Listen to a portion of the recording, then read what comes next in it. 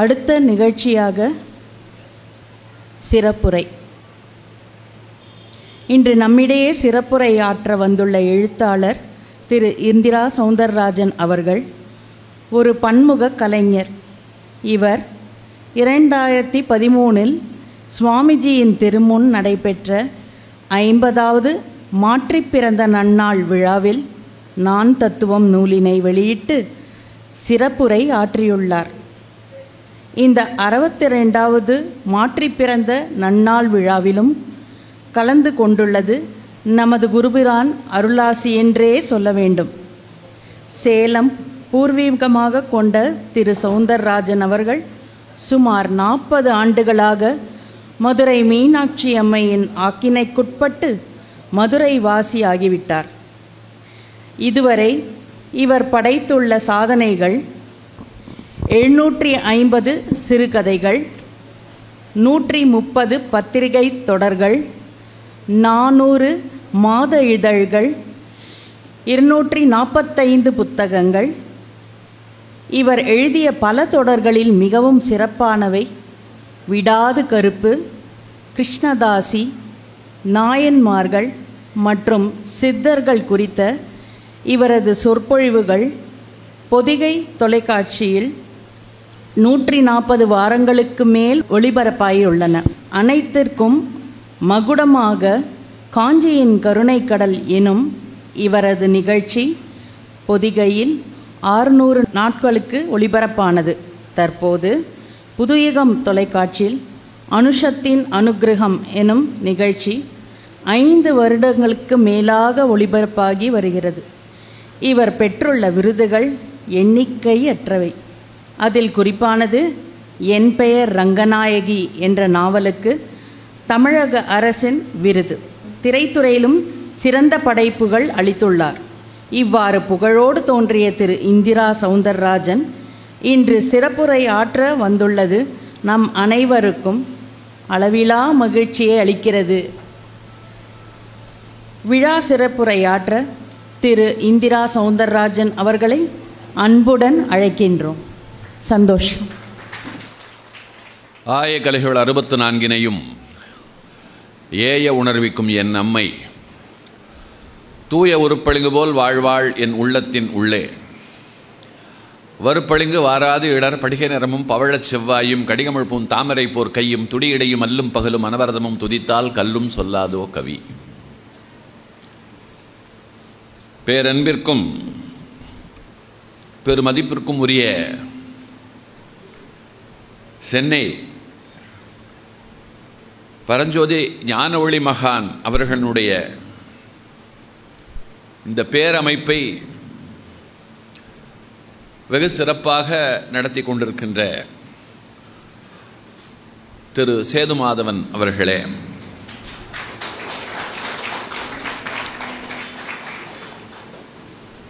மாற்றி பிறந்த நன்னாள் அப்படிங்கிற ஒரு சிறப்போடு நடந்து கொண்டிருக்கின்ற இந்த நிகழ்ச்சிக்கு இந்த நிகழ்ச்சியிலே பங்கேற்று சிறப்பிப்பதற்காக கிருஷ்ணகிரியிலிருந்து வந்திருக்கிற மகான் அவர்களுடைய மருமகனார் திரு ராஜேந்திர வர்மா அவர்களே, நேற்றிலே இருந்து இன்று வரை என்னை பெரிதும் உபசரித்து இந்த நிகழ்ச்சியிலே உங்கள் முன்னால் நான் பேசுவதற்கு காரணமாக இருக்கின்ற நண்பர்கள் பிரதாப் செந்தில் அவர்களே, இந்த நிகழ்ச்சியின் தொடக்கத்தில் வெகு சிறப்பாக ஞானகீதம் பாடிய மெய் காயத்ரி சுதர்ஷன் குழுவினர் ரொம்ப இனிமையாக இருந்தது. ரொம்ப அருமையாக பாடல்களை கேட்டுக்கொண்டு ரசிக்க முடிந்தது. அதோடு நாட்டியாஞ்சலி செய்த டாக்டர் திருமதி மேக்னா வெங்கட் களைப்பே இல்லாமல் கிட்டத்தட்ட ஒரு 35 நிமிடங்களுக்கு அருமையாக பதங்கள் பிடித்து ரொம்ப வெகு சிறப்பாக ஆடினார். இவர்களுக்கு எல்லாமும் நான் முதலில் என்னுடைய நன்றி கலந்த வணக்கத்தை தெரியப்படுத்திக் கொள்கிறேன். நேற்றைக்கு முன்தினம் மதுரை மீனாட்சி அம்மன் கோவிலிலே சித்தர் திருநாள். அங்கே இறைவன் ஈசன் சுந்தரானந்த சித்தராக எழுந்தருளி இருக்கிறான். அந்த விழாவை தமிழக அரசும் சிறப்பாக கொண்டாடி வருகிறது. அந்த நிகழ்ச்சியில் நான் கலந்து கொண்டு சிறப்புரையாற்றினேன். ஒரு ஆச்சரியம் என்ன என்று சொன்னால், அங்கே அமர்ந்து பேசுவதற்கு எனக்கு மேடை போட்டிருந்தார்கள். ஆனால் நான் நின்று கொண்டுதான் பேசுவேன் என்று சொல்லி கிட்டத்தட்ட 1.5 மணி நேரம் நான் அங்கே மேடையில் நின்று கொண்டு பேசினேன். எப்பொழுதும் இல்லாதபடி அந்த நிகழ்ச்சிக்கு என்னுடைய மனைவியும் வந்திருந்தாள். பேசிவிட்டு கீழே வந்தவுடன் சொன்னார், என்ன உங்களுக்கு என்ன இளம் வயசா, என்ன மனசுக்குள்ள என்ன தனுஷ் சிவகார்த்திகேயன்னு நினைப்பா? கேட்டு பயல, நீங்கள் பாட்டு 2 மணி நேரம் நின்று பேசுகிறேன்னு சொல்லிட்டு என்ன சோதிச்சிட்டீங்க, ஏன் உட்காந்து பேசினா ஆகாதா அப்படின்னா. நான் சொன்னேன், தெம்பு இருக்கு நின்று பேசுகிறேன், நீ ஏன் கண்ணு வைக்கிற அப்படின்னு. இந்த கண்ணெல்லாம் உண்மையோ பொய்யோ அப்படின்னு சொல்லிட்டு ஒரு கேள்வி ஒரு ஓரத்தில் உண்டு. இன்றைக்கு இங்கே வந்து தெரிந்து கொண்டேன் அது உண்மை. ஏன்னா நேற்றிலிருந்தே காலில் சூத பிடிச்ச மாதிரி, கவுட் அப்படின்னு ஆங்கிலத்தில் சொல்லுவார்கள். யூரிக் ஆசிட் சற்று அதிகமானால் கால் வந்து இழுக்க ஆரம்பிச்சிடும். மாத்திரை போட்டால் சரியாக போயிடும். இன்றைக்கு காலையில் எழுந்ததிலிருந்து தரையில் காலை வைக்க முடியல. 6 மணிக்கே நான் நண்பர் செந்திலுக்கும் பிரதாப் அவர்களுக்கும் எனக்கு இந்த மாத்திரை வேணும்னு சொல்லி 7 மணிக்கெல்லாம் அவர்கள் கொண்டு வந்து கொடுத்து அதற்கு பிறகுதான் நடமாட முடிந்தது. இங்கே வந்து பார்த்தா நின்று பேசுகிற அந்த மேஜை எனக்கு முந்தா நாள் சம்பவம் எல்லாம் ஞாபகத்துக்கு வந்தது. நான் இன்றைய நிகழ்வுக்கு வருகிறேன். மாற்றி பிறந்த நன்னாள். ரொம்ப வித்தியாசமான, அதே நேரத்தில் சிந்திக்க வைக்கிற ஒரு பெரிய தலைப்பு. இந்த தலைப்பை பார்க்கும் பொழுது எனக்கு ஆதிசங்கரருடைய வாழ்க்கையில் நிகழ்ந்த ஒரு சம்பவம் தான் நினைவுக்கு வருகிறது. ஆதிசங்கரர் தான் இன்றைக்கு நமக்கு இருக்கிற அந்த ஹிந்து மதத்தை வடிவமைத்து தந்தவர். சைவம், வைணவம், சாக்தம், கௌமாரம், காணாபத்தியம், சௌரம் என்று 6 வழிப்பாதை. இந்த 6 வழியில் எந்த வழியில் வேணாலும் நீங்கள் போகலாம். ஆனால் சென்று சேருகின்ற இடம் இருக்கிறது அல்லவா, அது ஒரே இடம்தான். அது அந்த பரம்பொருள். ஒரே பாதையில் போனால் நெருக்கடியாக இருக்கும், டிராஃபிக் ஜாம். அதனால் ஒரு ஊருக்கு பல பாதை, ஒரு பரம்பொருளுக்கு பல பாதை. ஆனால் என் பாதை தான் ஒசத்தி அப்படின்னு சொல்லி யாரும் அகங்காரமாக நடந்து கொண்டு விடக்கூடாது. சரி, என் பாதை எது அப்படிங்கிறத நான் எதை தீர்மானிக்கிறது? என்னுடைய முன்னோர்கள் எதில் நடந்தார்களோ அதுதான் என் பாதை. என் பாதையில் நான் நடக்க வேண்டும், மற்ற பாதையை நான் மதிக்க வேண்டும். இது ஆதிசங்கரர் சொல்லி கொடுத்தது. அந்த ஆதிசங்கரர் சாமானியமாக பிறக்கலை. அவங்க அம்மாவுக்கும் அப்பாவுக்கும் அவ்வளவு சுலபத்தில் அவர் வந்து பிறக்கலை. கல்யாணமாகி குழந்தை இல்லை, பிள்ளை பேருக்காக இன்றைக்கு திருச்சூர் இருக்கிறது அல்லவா, திருச்சூரில் இருக்கக்கூடிய வடக்குநாதர் கோயிலில் போய் விரதம் இருக்கிறார்கள். இந்த வடக்குநாதர் கோயிலுக்கு ஒரு மிகப்பெரிய சிறப்பு உண்டு. அந்த கோவிலில் சிவபெருமானை நெய்யாலே தான் வணங்கி வழிபடுவார்கள். ஒரு ஆச்சரியம் என்ன என்று சொன்னால், அந்த நெய் ஒரு ஓரத்திலே மலை போல குவிந்திருக்கும். ஏன்னா கோவிலுக்கு ஆயிரக்கணக்கில் வராங்க. வருகின்ற அவ்வளவு பேரும் பாத்திரத்தில் நெய்யை எடுத்துக்கொண்டு வந்து அபிஷேகம் பண்ணால் அது தேங்கத்தானே செய்யும். ஒரு ஆச்சரியம், அந்த நெய்யை நோக்கி ஈக்களோ எறும்போ இன்று வரை வருவதில்லை. 1000 வருஷத்து நெய் அங்கே இருக்கு. 1000 வருஷத்துக்கு முன்னாடி ஒருத்தன் அபிஷேகம் பண்ண நெய் இருக்கு இல்லையா, அந்த நெய் அடியில் இருக்கு. ஏன்னா அதுக்கு மேலேன்னு நெய் மலையே அங்கே இருக்கு. ஆயுர்வேத வைத்தியர்கள் என்ன செய்வார்கள்னா, அங்கே வந்து அந்த அடியில் இருக்கிற நெய்யை கொஞ்சம் எடுத்துக்கொடு, மருந்துக்கு எங்களுக்கு தேவை என்று வாங்கி கொண்டு போவார்கள். இன்னொரு பெரிய சிறப்பு, அந்த கோவிலில் இருக்கக்கூடிய பட்டர்கள் எக்காரணத்தை கொண்டும் கோவிலை விட்டு வெளியே வந்து சமூகத்திலே வாழ மாட்டார்கள். அவர்களுக்கு எல்லாமே கோவிலுக்குள்ளதான். அவர்கள் தங்கள் வாழ்க்கையை கோவிலோடு இணைத்து கொண்டு விட்டவர்கள். அப்படிப்பட்ட கோவில். அந்த கோவிலில் வந்து விரதம் இருக்கிறார்கள். இறைவனும் கனவிலே தோன்றுகிறான். பொல்லாத இறைவன் ஆரியாம்பாள், ஆதிசங்கரருடைய தாயார். அவர்கிட்ட என்ன சொல்றான் தெரியுமா?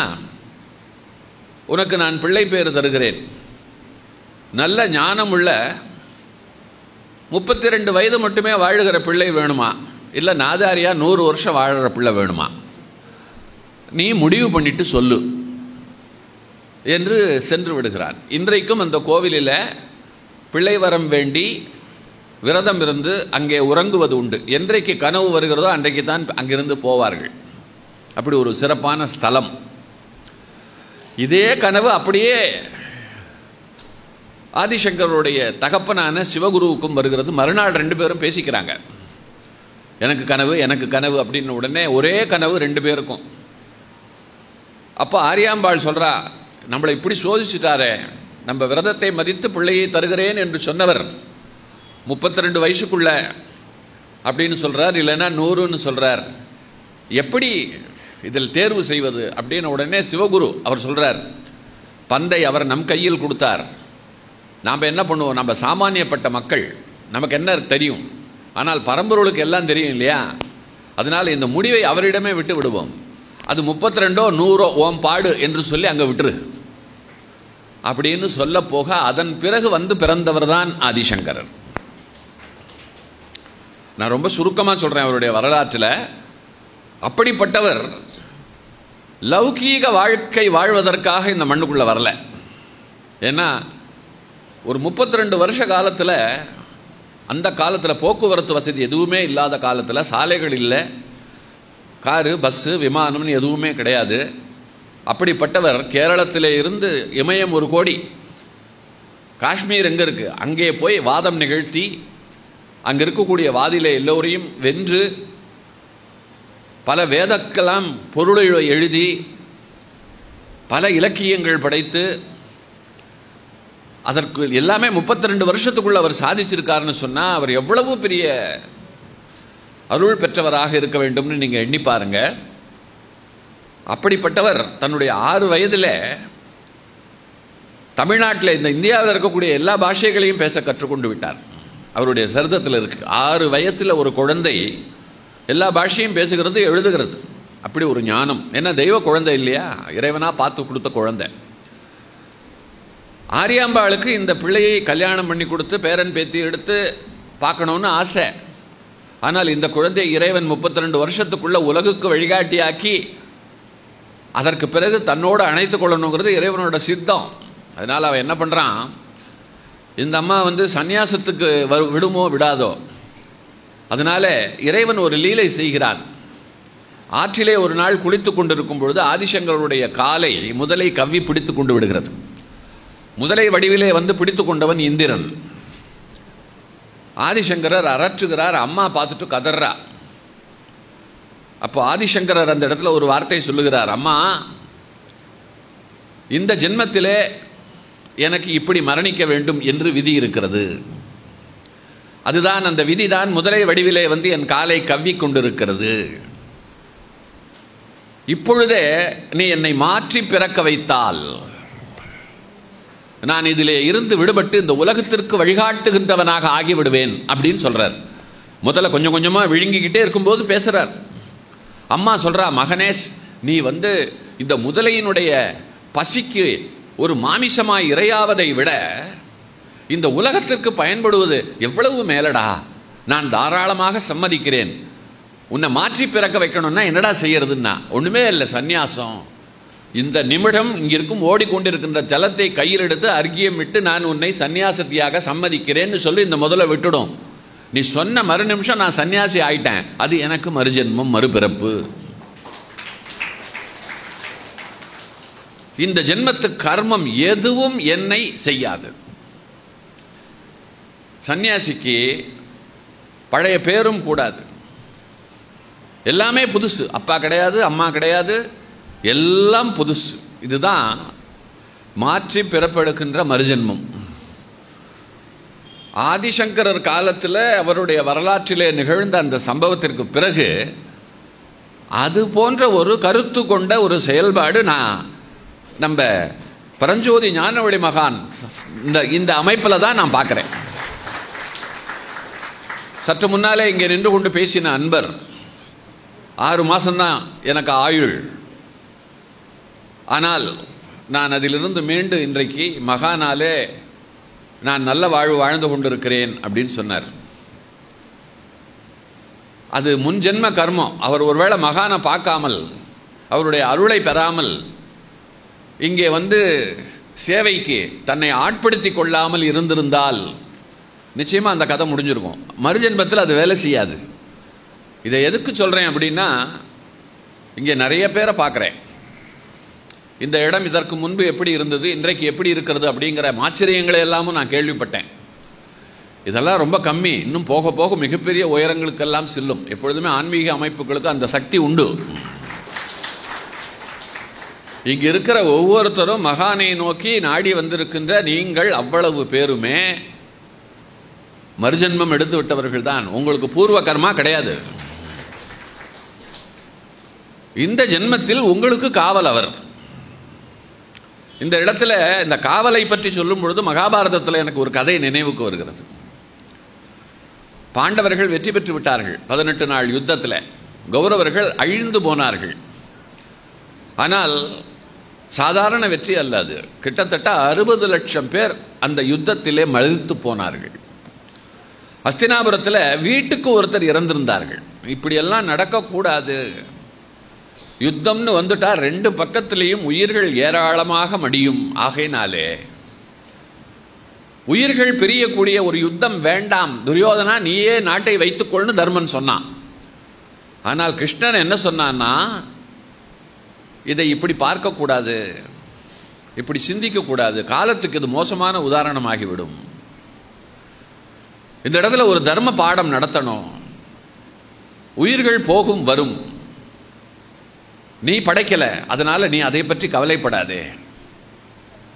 இந்த யுத்தத்தில் யாரெல்லாம் அடிய வேண்டும் என்று எப்பொழுதோ தீர்மானமாகிவிட்டது. கருவியாக நடக்கப் போவதுதான் யுத்தம் அப்படின்னு சொல்லி ஒரு பெரிய விளக்கம் கொடுத்து யுத்தத்தில் தர்மருக்கு பக்க துணையாக இருந்து பெரிய வெற்றியை வாங்கி கொடுக்கிறான். வாங்கி கொடுத்து விட்ட நிலையிலே தர்மனும் அஸ்தினாபுரத்திலே ஆட்சி செய்கிறான்.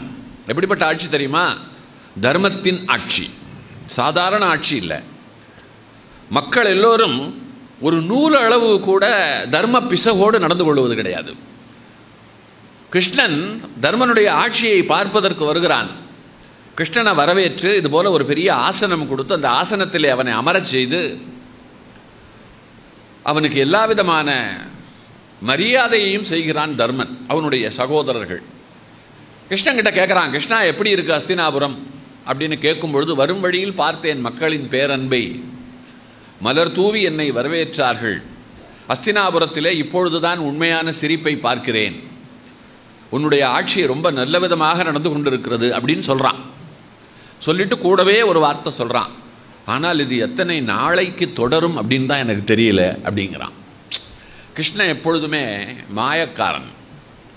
அவன் ஒரு வார்த்தை பேசுகிறான்னா அதுக்கு பின்னாடி 1000 அர்த்தம் இருக்கும். தர்மனுக்கு நறுக்கென்று தைக்கிறது. என்ன கிருஷ்ணா, நான் காலத்தால் மாறிடுவேன்னு நீ நினைக்கிறியா அப்படின்னு கேட்குறான். இல்லை இல்லை, தோணியது சொன்னேன்ப்பா அப்படின்னு சொல்கிறான். அப்போ அந்த அவைக்குள்ளே 2 பேர் வருகிறார்கள். அதில் ஒருத்தன் கையில் புதையல் பானை இருக்கிறது. அந்த புதையல் பானையோடு அவைக்கு வந்தவர்களை பார்த்து சகாதேவன் எழுந்து கேட்கிறான், என்ன அது கையில் அப்படின்றான். அவன் சொல்கிறான், தர்மபிரபு, இன்று காலை நான் என்னுடைய நிலத்தை உழுகை செய்தேன். கலப்பை கொண்டு விழும்பொழுது கலப்பை நுனி இருக்கிறது அல்லவா, அந்த நுனி தட்டியது. என்னன்னு பார்த்தா இந்த பானை. திறந்து பார்த்தால் இந்த பானை நிறைய பொற்காசு. சந்தோஷம், உன் நிலத்திலே உனக்கு கிடைத்திருக்கிறது, வைத்துக்கொள்ள வேண்டியது தானே அப்படின்னு சகாதேவன் கேட்டான். அப்பதான் அவன் சொன்னான், இதோ பக்கத்தில் நிற்கிறாரே, இவரிடம் இருந்து நேற்று தான் இந்த இடத்தை வாங்கினேன். நேற்று தான் வாங்கினேன். முதல் நாள் உழும்போதே எனக்கு பொன் கிடைத்திருக்கிறது. சற்று யோசித்தேன், நான் இவரிடம் இருந்து வாங்கியது மண்ணைத்தானே, பொன்னை இல்லையே. அதனால் இந்த பொன்பானை இவருக்குத்தான் உரியது அப்படின்னு சொல்லிட்டு இவர்கிட்ட கொண்டு போய் கொடுத்தேன். ஆனால் இவர் என்ன சொல்கிறார், எப்பொழுது மண்ணை விற்றேனோ அப்பொழுதே எல்லாவற்றையும் விற்றுவிட்டேன், இது உனக்குத்தான் சொந்தம் அப்படின்னு இவர் சொல்கிறார். என் மனசாட்சி என்ன சொல்லுகிறது தெரியுமா, எனக்கு சொந்தமில்லாத ஒன்றை நான் வைத்துக்கொள்வது பாவம் இல்லையா? பிறர் பொருளுக்கு ஆசைப்படலாமா? அதனால் நான் இவரிடம் கொடுக்கிறேன். இவர் என்ன சொல்றார் தெரியுமா? உன் வரையில் இது என் பொருள், என் வரையில் இது உன் பொருள். உனக்கு என்ன நியாயமோ அதுதான் எனக்கும். நான் மட்டும் வாங்கிக்கலாமா? வாங்கி கொண்டால் நான் பாவியாக மாட்டேனா அப்படின்னு சொல்லிட்டு கேட்குறான். எவ்வளவு நல்லவங்க பாருங்க. கொஞ்சம் நாம் இன்னைக்கு வருவோமா? இன்னைக்கு இப்படி ஒருத்தனுக்கு புதையல் கிடைக்குதுன்னு வச்சுக்கோங்க, அவன் அப்படியே மேலே படுத்துருவான். பொண்டாட்டிக்கு கூட தெரிவிக்கிறதுக்கு யோசிப்பான். கேட்டால் என்ன சொல்லுவான்? ஓட்ட வாய், முதல்ல ஃபோனை போட்டு அக்கா தங்கச்சி அத்தனை பேருக்கும் சொல்லிடுவா. அவங்க தெருவில் போகிற வர்ற அத்தனை பேர்ட்டையும் சொல்லிடுவாங்க. நான் என் தலையில் நானே மண்ணள்ளி போட்டுக்குவா இல்லையா? அவ்வளவு எண்ணத்துக்கு தெருவில் போகிறோம், ஒரு பர்ஸு கிடைக்குது, அதில் முகவரி எல்லாம் இருக்குது. நம்ம என்ன செய்யணும்? ரொம்ப ஜென்டில்மேனாக இருந்தால் என்ன செய்யணும்? நான் ஒரு ஹானஸ்ட் பர்சன் அப்படின்னா என்ன செய்யணும்? அந்த உரிமையாளர்கிட்ட போய் கொடுக்கணும், அதுக்கு உரியவர்கிட்ட போய் கொடுக்கணும். அப்படி இல்லைன்னா குறைந்தபட்சம் போலீஸில் கொண்டு போய் கொடுக்கணும். நம்ம என்ன சொல்லுவோம் தெரியுமா? கையில் கிடைச்ச உடனே, கடவுள் இன்னைக்கு எனக்கு படி அளந்துட்டான். கடவுள் படி அளக்கணும்னா அடுத்தவன் பரிசை போட வச்சா அளப்பான் என்ன? அவ்வளவு எண்ணத்துக்கு சோடா குடிக்கிறோம். மூடி இருக்கு இல்லையா? அந்த மூடிக்குள்ளே ஒரு வாஷர் வெள்ளையாக இருக்கும். பெட்டிக்கடை வாசலில் நிறைய கீழே கிடக்கும், தெருவிலெல்லாம் கிடக்கும். தொலைவில் நடந்து வரும்பொழுது பார்த்தா ₹1 நாணயம் போல தெரியும். எத்தனை பேர் குனிஞ்சி அதை எடுத்து பார்த்து அது ஒரு வாஷர் அப்படின்னு தெரிஞ்ச நிலையில் அப்படின்னு சொல்லி வீசி எரிஞ்சு, நமக்கெல்லாம் எங்கே கிடைக்க போகுது? ₹1 கூட வக்கில்லாத ஆள் நாம். இது இன்றைய காலம் இல்லையா? ஆனால் அன்றைக்கு அஸ்தினாபுரத்திலே அந்த 2 பேரும் எப்படி நடந்து கொண்டிருக்கிறார்கள்? சரி, இப்போ தீர்ப்பு சொல்லணும். தர்மன் யோசிக்கிறான், யோசிச்சுட்டு சொல்றான், 2 பேரும் ஆளுக்கு பாதி எடுத்துக்கோங்கன்னா. அப்படித்தானே சொல்ல முடியும். உடனே என்ன சொன்னான்னு தெரியுமா? பாவத்தில் பாதி பாவம் முழு பாவம்னு இருக்கா அப்படின்னு அடுத்த கேள்வி கேட்டான். இது என்னடா, அது எந்த பக்கமும் போக முடியல அப்படின்னுட்டு தர்மனுக்கு ஒரே செருக்கு. என் மக்களை பார்த்தியா, துளி கூட பேராசை இல்லாமல் பாவத்திற்கு எவ்வளவு பயந்து கொண்டு வாழுகிறார்கள் அப்படின்னு கிருஷ்ணனை பார்த்தான். கிருஷ்ணன் பார்த்துட்டு, என்ன பார்க்கறதெல்லாம் இருக்கட்டும், தீர்ப்பு சொல்லு, நீ என்ன தீர்ப்பு சொல்ல போறேன்னு நான் பார்க்குறேன் அப்படின்னா. எனக்கும் என்ன சொல்றதுன்னு தெரியல கிருஷ்ணா, நீ சொல்ல, எல்லா காலத்திலையும் எனக்கு எப்பொழுதும் பக்கத்துணை நீதானே அப்படின்னப்போ கிருஷ்ணன் சொன்னான், வரும் பௌர்ணமிக்கு இவர்களை வர சொல், அப்பொழுது தீர்ப்பு சொல்லிக் கொள்ளலாம், இப்பொழுது பானையை வாங்கி வைத்துக்கொள் அப்படின்னா. அதே போல் அவங்க 2 பேரும் கொடுத்துட்டு போயிட்டாங்க. போன பிறகு கிருஷ்ணனை அழைத்து தர்மன் கேட்டான், எதுக்கு கிருஷ்ணா அடுத்த பௌர்ணமிக்கு வர சொன்னேன்? அன்னைக்கு சொல்றதை இன்னைக்கே சொல்லி இருக்கலாமே அப்படின்னா. இதற்கும் பதிலை உனக்கு நான் பௌர்ணமி அன்னைக்கே சொல்றேன் அப்படின்ட்டான். அடுத்த பௌர்ணமியும் வந்தது, கிருஷ்ணனும் வந்தான். அந்த 2 பேர், ஆனால் அந்த 2 பேர் முன்ன ஒற்றுமையாக வந்தார்கள். இப்போ அப்படி வரல. அந்த இடத்த வித்தவன் இருக்கான் இல்லையா, அவன் தான் முதல்ல வந்தான். விறுவிறுக்க வந்தான். வந்துட்டு திரும்பி திரும்பி பார்த்தான். பார்த்துட்டு, இன்னும் அவன் வரலதானே அப்படின்னு கேட்டான். யாரப்பா அப்படின்னு. இல்லை நான் என்கிட்ட இடத்த வாங்கினானே அவன் அப்படின்னா. நீங்கள் 2 பேரும் எப்போ சேர்ந்து தானே வருவீங்க அப்படின்னா சகாதேவன். இல்லை நான் ஒரு முட்டாப்பைய, நான் தப்பு பண்ணிட்டேன். அவன் சொன்னது போல நான் இடத்தை தான் விற்றேன், மண்ணைத்தான் விற்றேன், பொன்னை விற்கவில்லை. அந்த பொண்ணு இருக்கே, அது என் முன்னோர்கள் புதைத்து வைத்து விட்டு காசிக்கு போகும்போது புதைச்சிட்டு போனது. எனக்கு அது இப்போ தான் தெரியும். அதனால் அந்த பொன் பானையை என்னிடம் கொடுத்து வழக்கை முடித்து விடுங்கள் அப்படின்னா. சரி, இந்த மாதிரி நடக்க போகுது அப்படிங்கிறதுக்காகத்தான் பௌர்ணமி வரைக்கும் நீட்டிச்சிருக்கான் கண்ணன் அப்படின்னு சொல்லிட்டு புதையல் பானையை எடுத்துக்கொண்டு வந்து அவன் கையில் கொடுக்கலான்னும் போது அந்த இடத்த வாங்கினவன் நிறுத்து அப்படின்ட்டு வந்துட்டான். இந்த தமிழ் சினிமாவிலெல்லாம் தாலி கட்டும்போது நிறுத்துன்னு ஒரு குரல் கட்டாயமாக கேட்கும். உங்களுக்கு பில்டப் பண்ணி அப்படியே காமிச்சாலே நிச்சயமாக தாலி கட்ட போகிறது இல்லைன்றது நமக்கு தெரிஞ்சிடும். இங்கேயும் அதே மாதிரி தான். கையில் கொடுக்க போகும்போது நிறுத்துனா வந்தான். பக்கத்தில் வந்தவன், இடத்துக்கு உரியவன் நான் விவரம் இல்லாமல் வழக்கை கொண்டு வந்து விட்டேன். எனக்கு புதையல் கிடைச்சது இவனுக்கு சொல்லலைன்னா தெரிஞ்சிருக்குமா? நான் ஒரு முட்டாள், தெரியாதனமாக சொல்லிட்டேன். இடம் யாருக்கு சொந்தமோ அந்த இடத்தில் இருக்கின்ற எல்லாமே அவர்களுக்கு தானே சொந்தம். ஆகையினால அந்த பானை எனக்கு தான் உரியது அப்படின்னா.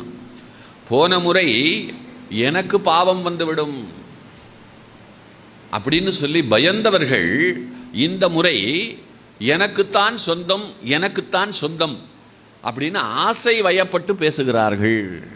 எவ்வளவு பெரிய மாற்றம் இல்லையா? ஓஹோ, இப்படி மாறப்போகிறார்கள் என்பது சர்வஜனான கிருஷ்ணனுக்கு தெரிந்திருக்கிறது. அதனால்தான் பௌர்ணமிக்கு வர சொல்லியிருக்கான் அப்படின்னு நினைச்சு இப்ப என்ன சொல்லலாம்? இப்ப 2 பேர்ல யாருக்காவது ஒருத்தருக்கு தீர்ப்பு சொல்லணும். தலையை பிச்சுக்கிறான். அப்பவும் கிருஷ்ணனை பார்த்தான். நீ சொன்னதுக்காகத்தான் பௌர்ணமி அதான் வந்தாச்சு, இப்ப நீ எனக்கு பதில் சொல்லியே தீரணும் அப்படின்னு சொல்லும் பொழுது அவன் சொன்னான், அவர்கள் 2 பேரும் தாங்கள் யார் அப்படிங்கிறத தனித்தன்மையோடு சொல்லிவிட்டார்கள். கொஞ்சம் கூட அச்சப்படலை. அதே போல நீயும் அச்சப்படாமல் சொல்லிடு. என்ன பார்க்குற?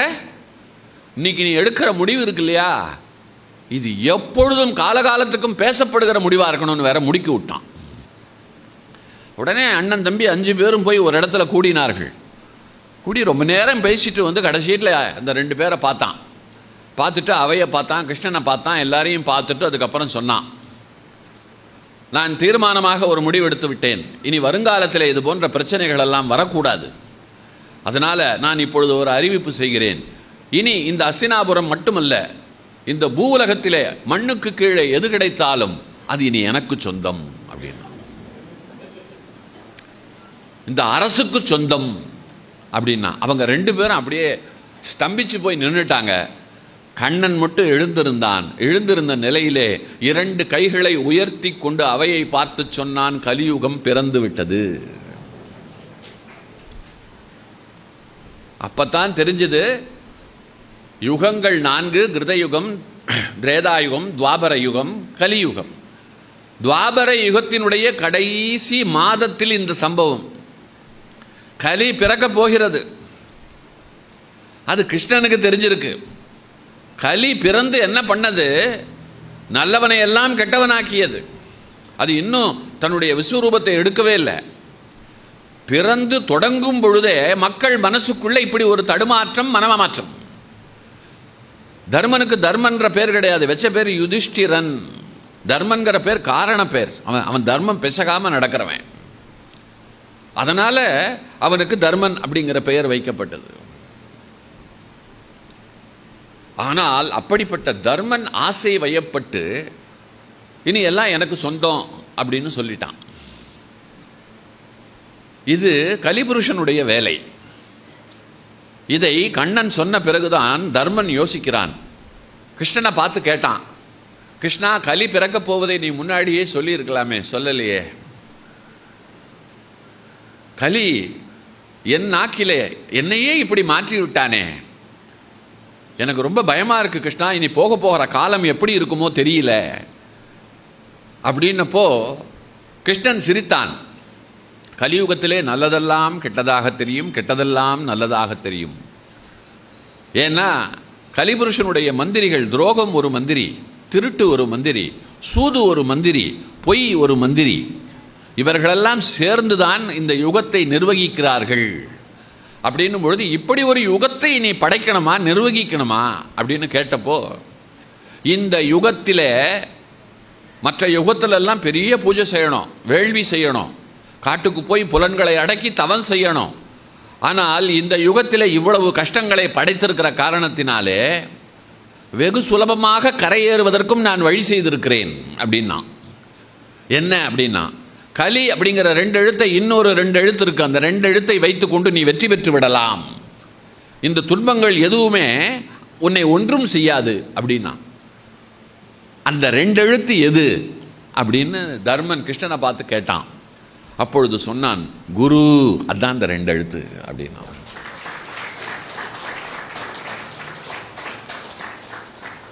அப்போ கலியினுடைய தொடக்கத்திலேயே மாயை 2 பேரை தடுமாற வச்சு, தர்மனை தடுமாற வச்சது. இப்போ அது எவ்வளவு தடுமாற வைத்து கொண்டிருக்கிறதுங்கிறத நான் பேசினேன்னா 4 மணி நேரம் பேசுவேன். எப்படி எப்படியெல்லாம் தடுமாற வைத்திருக்கிறது அப்படின்னா என்ன தெரியாது. நாமெல்லாம் இன்னைக்கு என்ன, இந்த உடம்பு செல்லாலானது அப்படின்னு சொல்கிறோம். ஆனால் இப்போ உடம்பு செல்லாலானது இல்லை, இதோ இந்த செல் தான். இந்த செல்லு இல்லாமல் இருப்பேன், இந்த செல்லு இல்லாமல் நான் இருக்க மாட்டேன். உண்மைதானே? உண்மையா இல்லையா? 30 வயசுக்கு கீழே யாரும் படிக்கிறதே இல்லை. பாட புத்தகங்களை கூட கைபேசி வழியாக படிப்பது அப்படிங்கிறது வழக்கமாக போச்சு. தடிமனான புத்தகங்களை தடவி கொடுத்து படிக்கிறது அப்படிங்கிற பழக்கமே இல்லை. லட்சத்திலே விற்று கொண்டிருந்த வார பத்திரிகைகள் 1000க்கு சுருங்கி எப்ப மூடலாம் கடைய என்கின்ற நிலைக்கு வந்து விட்டது. ஒரு காலத்தில் சினிமாவுக்கு என்ன மதிப்பு? வரிசையில் போய் நின்று டிக்கெட் கிடைக்கலன்னு சொன்னா அடுத்த ஷோவுக்கு அப்படியே உட்கார்ற ஒரு கலாச்சாரம். இன்னைக்கு தியேட்டருக்கு போனா 10 பேர் 15 பேர், 15 பேருக்கு கம்மியா இருந்தா நீ கொடுத்த பணத்தை விட 10 ரூபா கூட கொடுக்குறேன், வீட்டுக்கு போங்கிறான். சினிமா திரையரங்கத்திலே செத்து அன்றைக்கு நாம பார்த்த அத்தனை திரைப்படங்களும் இதோ இந்த கைபேசிக்குள்ளே வந்து உட்கார்ந்து கொண்டு இருக்கிறது. நீ இதை எத்தனை தடவை வேணா திருப்பி திருப்பி பார்த்துக்கலாம். இப்படி ஒரு காலம் வரும்னு நினைச்சு பார்த்துருப்போமா? ராத்திரி 12-1 மணி வரையிலும் இதுல 4 பேர் உட்கார்ந்து கொண்டு டிபேட். தெருவுக்கு 2 ஜோசியர் தோன்றுகிறதை எல்லாம் சொல்லுகிறார்கள். அந்த பக்கம் போனா தப்பு, வாஸ்துல ஒரு 10 பேர், என்னென்ன உண்டோ அவர்களுக்கு என்ன தெரியுமோ எல்லாவற்றையும் சொல்லுகிறார்கள். அதே போல வைத்தியம், ஆளுக்கு ஒரு வைத்தியம் சொல்லுகிறார்கள். அரசியல் கேட்கவே வேண்டாம். யார் யார் எப்பப்போவோ நடந்த பழைய குப்பைகளை எல்லாம் கிளறி கொண்டு பேசுவது வழக்கமா இருக்கு. வம்பு, வழக்கு, வேடிக்கை, வினோதம் இதெல்லாம் உள்ளங்கைக்குள் வந்து உட்கார்ந்து கொண்டு விட்டது. இன்னும் 20 ஆண்டு கழித்து ஒரு அறிஞர் சொல்றார், 20 ஆண்டு கழித்து காது கேட்காதவர்கள் இந்த நாட்டில் மிக அதிகம் இருப்பார்கள், கண் தெரியாதவர்கள் இந்த நாட்டில் மிக அதிகம் இருப்பார்கள், சிந்திக்க தெரியாதவர்கள் இந்த நாட்டில் அதிகம் இருப்பார்கள். நம்பரை ஞாபகம் வச்சுக்கிற சக்தியே போச்சு. விதவிதமா பேரை போட்டு அந்த எண்ணை வச்சுக்கிறோம். மனைவியை டார்லிங்னு போட்டு நம்பரை போட்டு வச்சுக்கிறான்.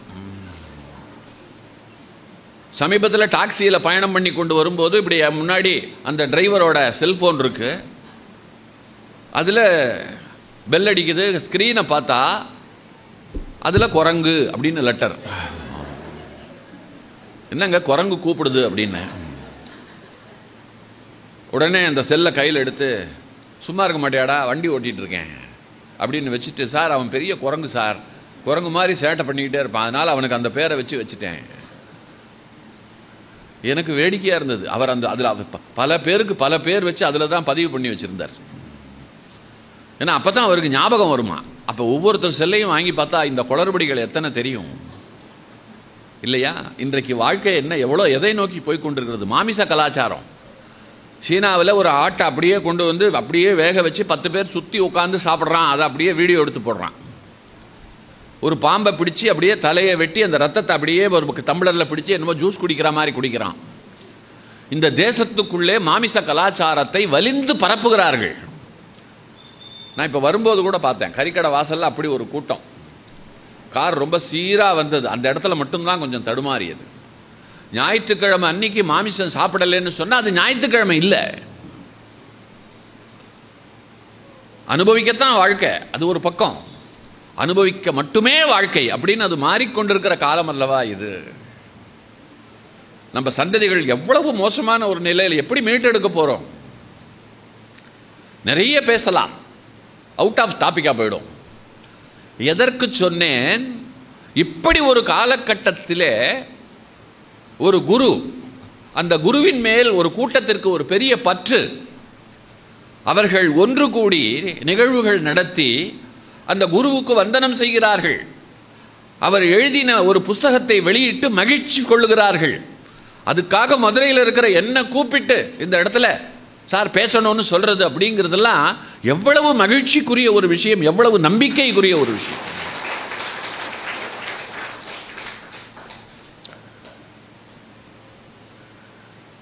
பன்னெண்டு வருஷத்துக்கு முன்னால ஈரோட்டில் மகான் அவர்களை பார்த்திருக்கிறேன். அந்த நிகழ்ச்சியில் நான் பேசியிருக்கேன். அதற்கு பிறகு 2 நிகழ்வுகளிலே பங்கு கொண்டிருக்கிறேன். சரியா எப்போன்னு நினைவில்லை. மீண்டும் திரும்ப இதெல்லாம் விட்ட குறை தொட்ட குறை. பூர்வ ஜென்ம சம்பந்தம்னு ஒன்று இல்லை அப்படின்னா இதெல்லாம் நடக்காது. ரொம்ப எளிய வழிகாட்டுதல், ரொம்ப எளிய முறையில் நம்மளை அப்படியே வழிநடத்தி செல்லுகிற ஒரு பாங்கு. ஞானம் அப்படின்னா ரொம்ப பேருக்கு ரொம்ப அது ஒரு கஷ்டம். அது ஐயோ அது ரொம்ப அறிவு சார்ந்த விஷயம், அதை எப்படி எடுத்துக்கிறது அப்படின்னு சொல்லிட்டு ரொம்ப பேருக்கு. அறிவு வேற, ஞானம் வேற. ஒரு மாணவன் குரு கிட்ட கேட்குறான், அறிவுக்கும் ஞானத்துக்கும் என்ன பெரிய வித்தியாசம் அப்படின்னு கேட்குறான். உங்கள் பிள்ளை உங்ககிட்ட கேட்டால் நீங்கள் என்ன பதில் சொல்லுவீங்க? அறிவது அறிவு இல்லையா? இதில் ஞானம் அப்படிங்கிறது எந்த கிரேடு? இதுதான் ஞானம் அப்படின்னு சொல்லிட்டு எதை வைத்து நீங்கள் சொல்லுவீர்கள்? இந்த கேள்வி மேல்நாடுகளில் கேட்டால் பதில் சொல்லுவதற்கு அங்கே ஆட்கள் இல்லை. சொல்ல போனால் இந்த பாரத கண்டத்தை தாண்டி வெளியில் போயிட்டீங்கன்னா குருங்கிற வார்த்தைக்கே இடம் கிடையாது. குருங்கிற கலாச்சாரமே கிடையாது. அமெரிக்காவில், ஆஸ்திரேலியாவில், ஆப்பிரிக்காவில், அண்டார்டிகாவில் ஆசிரியரை பெயர் சொல்லி அழைப்பது தான் வழக்கம். கூப்பிட்றதுக்கு தானே பேர் வச்சிருக்க, நீ பார்க்குற ஆசிரியர் பணிக்கு சம்பளத்தை வாங்கிக்கிற, அதுக்காக எனக்கு சொல்கிற, அதுக்கு தனியாக உனக்கு என்ன மரியாதை? அதே போல மேல்நாடுகளில் ஓடுகிற நதிகள் அவர்களை பொறுத்த மட்டும் ஜலப்பிரவாகம், அவ்வளோதான். ஆனால் நம் நாட்டில் அப்படி இல்லை. நம் நாட்டு நதிகள் புண்ணிய தீர்த்தம், கடவுளுக்கு சமம். நாம் இங்கே எல்லாவற்றையும் உயர்த்தி வாழ்க்கைக்கு ஏற்ப பிடித்து வைத்திருக்கிறோம். அதனால தான் கல்லும் முன்னும் தோன்றுவதற்கு முன்பு தோன்றிய ஒரு மொழியோடு நாம் இருக்கிறோம். 750 கோடி பேர் இன்னைக்கு இந்த நாட்டில், 12 கோடி பேர் தான் தமிழர்கள். நீங்கள் பர்சன்டேஜ் கணக்கு போட்டீங்கன்னு வச்சுக்கோங்க, 0.1%. 750 கோடியில் 1% வச்சா 7.5 கோடிங்க, 1% ஜனம். ஆனால் இந்த 1% இனம் எத்தனை நூல்களை இந்த உலகத்திற்கு தந்திருக்கு தெரியுமா? அழியாத நூல்கள். இன்னைக்கு நேற்று பிறக்கல, 2000 வருஷத்துக்கு முன்பே இதிகாசம் என்ன, புராணங்கள் என்ன, காவியங்கள் என்ன, திருக்குறள் என்ன, அவ்வை பாட்டியினுடைய ஆத்திச்சூடி என்ன, நான்மணி கடிகை என்ன, ஐம்பெரும் காப்பியங்கள் என்ன, இந்த உலகத்துக்கு நல்வழி காட்டுகிற நூல்கள் இந்த 1% சமுதாயம் இருக்கு இல்லையா, இது இந்த சமூகம் உலகத்திற்கு தந்திருக்கிறது. ஆனால் மிகப்பெரிய அளவிலே பேசப்படுகிற ஆங்கில மொழியிலே இருந்து நாடகங்கள் இருக்கிறது. ஷேக்ஸ்பியர், மில்டன் போன்றவர்கள் எல்லாம் நல்ல நல்ல நாடகங்கள் எழுதி இருக்கிறார்கள். இரவா காவியம், மனிதனுக்கு வழிகாட்டுகிற நூல், நன்னூல். மனிதன் இப்படித்தான் வாழணும், இப்படி எல்லாம் இருக்கணும், இப்படி செய்தால் ஆரோக்கியம்னு சொல்றதுக்கு ஒரு நூலை யாராலாவது காட்ட முடியுமா? அப்போ நாம் எவ்வளவு பெரிய மூத்த சமூகம், இங்கே எவ்வளவு பெரியவர்கள் வாழ்ந்திருந்தால் இதெல்லாம் நமக்கு கிடைச்சிருக்கும். திருவள்ளுவர் 7-8 வார்த்தைகளுக்குள்ளேயே சொல்ல வேண்டிய அத்தனையும் குறள்ல சொல்லிட்டார். கூடுதலாக சொன்னால் ஞாபகம் வச்சுக்க முடியுமோ முடியாதோ? 4 வரி பாடல்னா அப்ப நாலடியார் உங்களை யாராவது கூப்பிட்டு கேட்டால் சொல்ல முடியுமா? 11 கீழ் கணக்கு கூப்பிட்டு யார்ட்டையாவது கேட்டால் சொல்ல முடியுமா? ஞாபகம் வச்சுக்க முடியுமா? என் போன்ற பேச்சாளர்கள் எங்களுக்கு தொழில், நாங்கள் பேசுறதுக்காக ஞாபகம் வச்சிருப்போம். என் போன்றவர்கள் பேசுவதற்காக தமிழ். வாழ்க்கையில் இருக்கக்கூடிய ஒவ்வொருத்தருக்கும், இங்க இருக்கிற உங்க ஒவ்வொருத்தருக்கும் ஒரு குறளாவது நிச்சயம் தெரிஞ்சிருக்கும்.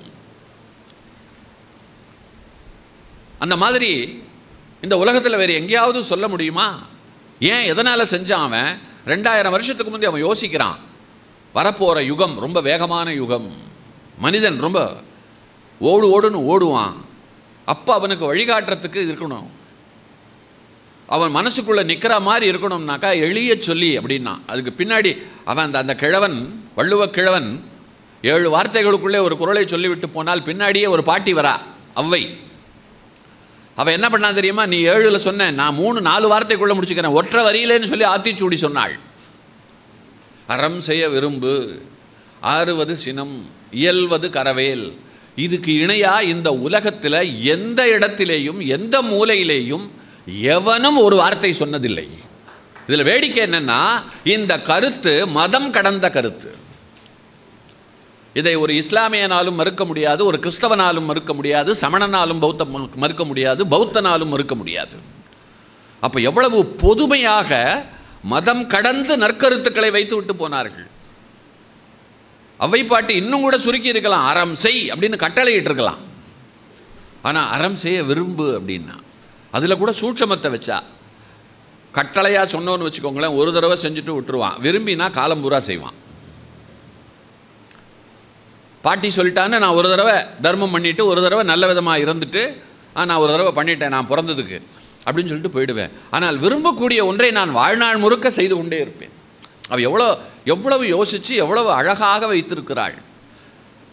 இப்படிப்பட்ட சான்றோர்கள் நிறைந்த மண். இந்த மண்ணில் மட்டும்தான் ஆன்மீகத்துக்கும் சரி, விஞ்ஞானத்திற்கும் சரி, மோட்சகதிக்கும் சரி, வாழ்க்கையில் ஆரோக்கியத்திற்கும் சரி, நிம்மதிக்கும் சரி, சகலத்திற்கும் வழிகாட்டிகளும் சகலத்திற்கும் விடையும் இங்கே தான் இருக்கிறது. நீங்க நம்புவீங்களோ மாட்டீங்களோ, நீங்க நிறைய குறைகள் இருக்கு நம்ம தேசத்தில், நிறைய பிரச்சனைகள் இருக்கு, ஊழல் இருக்கு, தினந்தோறும் ஒரு கொலை நடக்குது, தினந்தோறும் எங்கேயாவது ஒரு சிறு பெண் மேல ஒரு பாலியல் குற்றம் எந்த வருஷமும் இல்லை, நாய் கடிக்கிறது ரொம்ப சாதாரணமா இருக்கு, மாடு முட்டுறது ரொம்ப சாதாரணமா இருக்கு. ஒரு பக்கம் குறைகள் இல்லைன்னு சொல்லலை. ஆனால் இங்கேயே இப்படின்னும் பொழுது நீங்க பிற நாட்டுக்கு போனால்தான் தெரியும். அங்கெல்லாம் வாழ்வதே மிக கடினம் அப்படிங்கிற நிலையில போர்ச்சூழல், அமைதியற்ற ஒரு சூழல். கொரோனா அப்படிங்கிற ஒரு மிகப்பெரிய அசுரனை நாம தான் வெற்றி கொண்டிருக்கோம். இந்த மண் அழிஞ்சு போயிடும், அவ்வளவு பேர் அழிஞ்சு போயிடுவாங்க அப்படின்னு நினைச்சாங்க. ஆனால் நாம வாழ்ந்தது மட்டுமல்ல, நாம கண்டுபிடிச்ச மருந்த உலகத்துக்கெல்லாம் கொடுத்து மற்றவர்களை எல்லாமும் நாம வாழ வச்சோம். இங்க இருக்கிற குறைகள் கலியின் காரணமாக, ஆனால் அதற்கு நடுவில் ஓரளவு சந்தோஷமா ஆன்மீக பற்றோடு நாமெல்லாம் இருக்கோம் அப்படின்னு சொன்னா அதற்கு ஒரே காரணம் நம்மை வழிநடத்தி கொண்டிருக்கின்ற குருமார்கள். இன்னைக்கு இவ்வளவு பேர் ஒரு திரையரங்கத்தில் இருக்கலாமே, எதுக்கு இங்கே இருக்கணும்? அழகாக ஒரு படம் பார்த்துட்டு பாப்கார்ன் சாப்பிட்டு ஐஸ்கிரீம் சாப்பிட்டு போகலாமே. இல்லையே, இங்கே வந்திருக்கோமே, வந்து பேசுகிறத கேட்குறோமே. ஒரு பக்கம் தப்பு இருந்தாலும் அந்த தப்பை அடக்கி அந்த தப்பை செதுக்கி சரி செய்து கண்ட்ரோலில் வச்சு ஒரு சக்தி கூட்டி கொண்டு போகிறதல்லவா. அந்த சக்தி குருநாதர்களுடைய ஆசி. அப்படிப்பட்ட குருநாதர்களால் மட்டும்தான் நுட்பமான கேள்விகளுக்கெல்லாம் விடை தர முடியும். அதில் ஒரு கேள்விதான், அறிவுக்கும் ஞானத்திற்கும் என்ன வேற்றுமை? இதுக்கு என்ன பதில் சொல்றது? உங்க பிள்ளைகள் உங்ககிட்ட கேட்டா நீங்க பொட்டல் அடிச்ச மாதிரி பதில் சொல்லணும். ஒரு குரு சொன்னார், அவர் சொன்னார், அறிவுக்கும் ஞானத்துக்கும் விளக்கம் தெரியணுமா உனக்கு? சரி, இன்று இரவு உனக்கு தெரியும் அப்படின்னார். இரவு வந்தது. அந்த குருகுலத்திலே இரவு எல்லோருக்கும் பால் கொடுப்பது வழக்கம். அங்கே மாடு இருக்கு. அதனால இரவு படுக்க போகும்பொழுது எல்லாருக்கும் ஒரு டம்ளர் பால் எல்லாருக்கும் சாப்பிட கொடுப்பாங்க. அன்னைக்கு அவர் என்ன பண்ணார்னா, ஒரு அறை, அந்த அறைக்குள்ளே ஒரு வெள்ளி டம்ளரில் ஒரு நிறைய பால், பக்கத்தில் தங்க டம்ளரில் நிறைய பால், அதுக்கு பக்கத்தில் பித்தளை டம்ளரில், அதுக்கு பக்கத்தில் வரிசையாக கடைசி சீட்டில் கொட்டாங்கச்சி இருக்கு இல்லையா, சிரட்டை, அதுலேயும் பால் வச்சுட்டார். எத்தனை பேர் இருக்காங்களோ அத்தனை பேருக்கும் வச்சாச்சு. ஆனால் என்ன சொன்னார் தெரியுமா? ஒவ்வொருத்தராக போய் சாப்பிட்டுவாங்கன்னார். முதல்ல போனவன் பார்த்தான், என்னடா அது வழக்கத்துக்கு மாறா இப்படி டம்ளரில் வச்சுருக்காங்க அப்படின்னு பார்த்துட்டு உங்களுக்கே தெரியும் அவன் எதை எடுத்திருப்பான். தங்கத்தை முதல்ல எடுத்துட்டான். நான் நல்ல வேளை தப்பிச்சேன் அப்படின்னு சொல்லிட்டு. அடுத்து வந்தவனுக்கு என்ன, வெள்ளி தான் சான்ஸ். மூணாவது வந்தவனுக்கு என்ன, செம்பு தான். கடைசியாக வந்தான் இல்லையா, அவனுக்கு கொட்டாங்கச்சி. அவன் பார்த்தான், அவனுக்கு கோபம் வந்தது. இவன் தான் பகலில் கேட்டவன் அறிவுக்கும் ஞானத்துக்கும் என்ன விளக்கம்னு. அதனால இவனை கடைசியாக அனுப்பிச்சார், நீ கடைசீட்டில் போ அப்படின்னு. இப்போ வந்துட்டு கேட்டான், என்ன கொடுமை, ஒழுங்காக தானே இருந்தீங்க நீங்கள், உங்களுக்கு என்னாச்சு, எதுக்கு இப்படி? அவன் என்ன பெரிய கொம்பு அவனுக்கு தங்கத்தில், நான் என்ன மண்ணு எனக்கு கொட்டாங்கச்சியில் அப்படின்னா. குரு கேட்டார், நான் உன்னை பால் சாப்பிட சொன்னேனா பாத்திரத்தை பார்க்க சொன்னேனா அப்படின்னு கேட்டார். பால் சாப்பிடத்தான் சொன்னீங்க. பால் அளவு குறைந்திருந்ததா, சுவை மாறி இருந்ததா? எல்லாருக்கும் ஒரே அளவு, ஒரே சுவை. உன்னை யாரா பாத்திரத்தை பார்க்க சொன்னா? பாலை குடிச்சிட்டு வர வேண்டியதுதானே அப்படின்னார். இல்லை, என்னால் பாத்திரத்தை பார்க்க முடியல, பாலை பார்க்க முடியல. அதை தாங்கி இருக்கிற அந்த பாத்திரம் இருக்கிறது அல்லவா, அதுவும் எனக்கு ஒரு பெரிதாகப்பட்டது. நீங்கள் எல்லாருக்கும் கொட்டாங்கச்சியில் வச்சுருந்தா எனக்கு தோணி இருக்காது. ஒருத்தருக்கு தங்கம், இன்னொருத்தருக்கு வெள்ளி அப்படின்னும் போது அங்கே ஒரு பேதம் வந்து விட்டது, உயர்வு தாழ்வு வந்து விட்டது. அதனால எனக்கு கோபம் வந்தது அப்படின்னு அவன் சொன்னான்.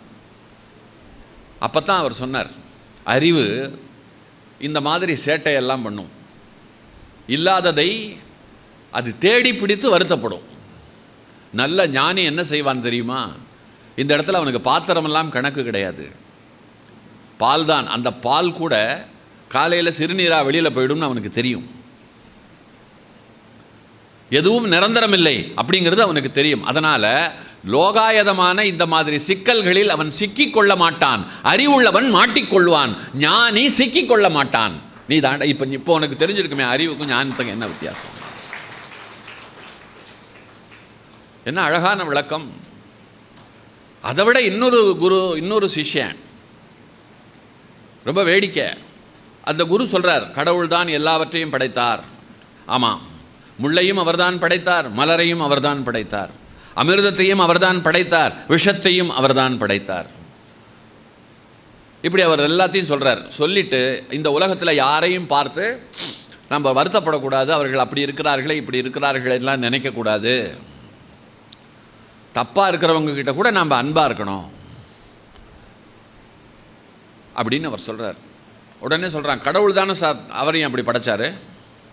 சீடன் கேட்குறான், அப்போ அவர் எப்படி தப்பானவராக இருக்க முடியும்? தப்பா கடவுள் படைச்சதுனால கடவுள் தான் தப்பானவர், அவர் தப்பானவர் அல்ல. முள்ளை படைச்சிட்டு முள்ளை எப்படி நாம் குறை சொல்ல முடியும்? முடியுமா? முடியாது. அப்போ நான் ஏதாவது தப்பு பண்றேன்னா நான் பண்ணல அவன் சொல்றான். நான் ஏதாவது பண்றேன்னா நான் பண்ணல, கடவுள் என்னிலிருந்து பண்ணுகிறார். ஆகையினால நான் என்னை பற்றி யாராவது கம்ப்ளைண்ட் சொன்னால் நீங்கள் கேட்டுக்க கூடாது. அவன் எங்கே வந்து முடிக்கிறான் பாருங்க. கடவுள் அவர் எல்லாம் ஒன்று அப்படின்னு சமரச பாவத்தோடு வாழணும்னு சொன்னதை அவன் எப்படி முடிச்சு போட்டு எப்படி கொண்டு வந்து நிறுத்துகிறான் பாருங்க. இப்போ இவனுக்கு என்ன பதில் சொல்லி இவனை எப்படி திருத்துவது? அறிவு இந்த இடத்தில் குழம்பும். அறிவு என்ன செய்யும்? குழம்பும், தடுமாறும், சதித்திட்டு ஏதாவது பண்ணும்.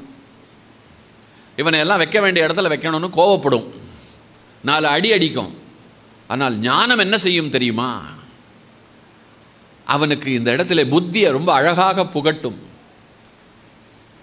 அவர் நல்ல ஞானி. அவர் என்ன பண்ணார் தெரியுமா? இன்னைக்கு ராத்திரி எல்லாருக்கும் பால் கொடுப்பேல்ல, அப்ப இவனுக்கு மட்டும் சாணியை கொடு அப்படின்னார். அவனுக்கு சாணியை கொண்டு வந்து கொடுத்தவொடனே அவனுக்கு கோபம் வந்துருச்சு. எனக்கு எப்படி சாணியை கொடுக்கலாம் அப்படின்னார். 2ஐயும் மாடு தான்ப்பா கொடுக்குது.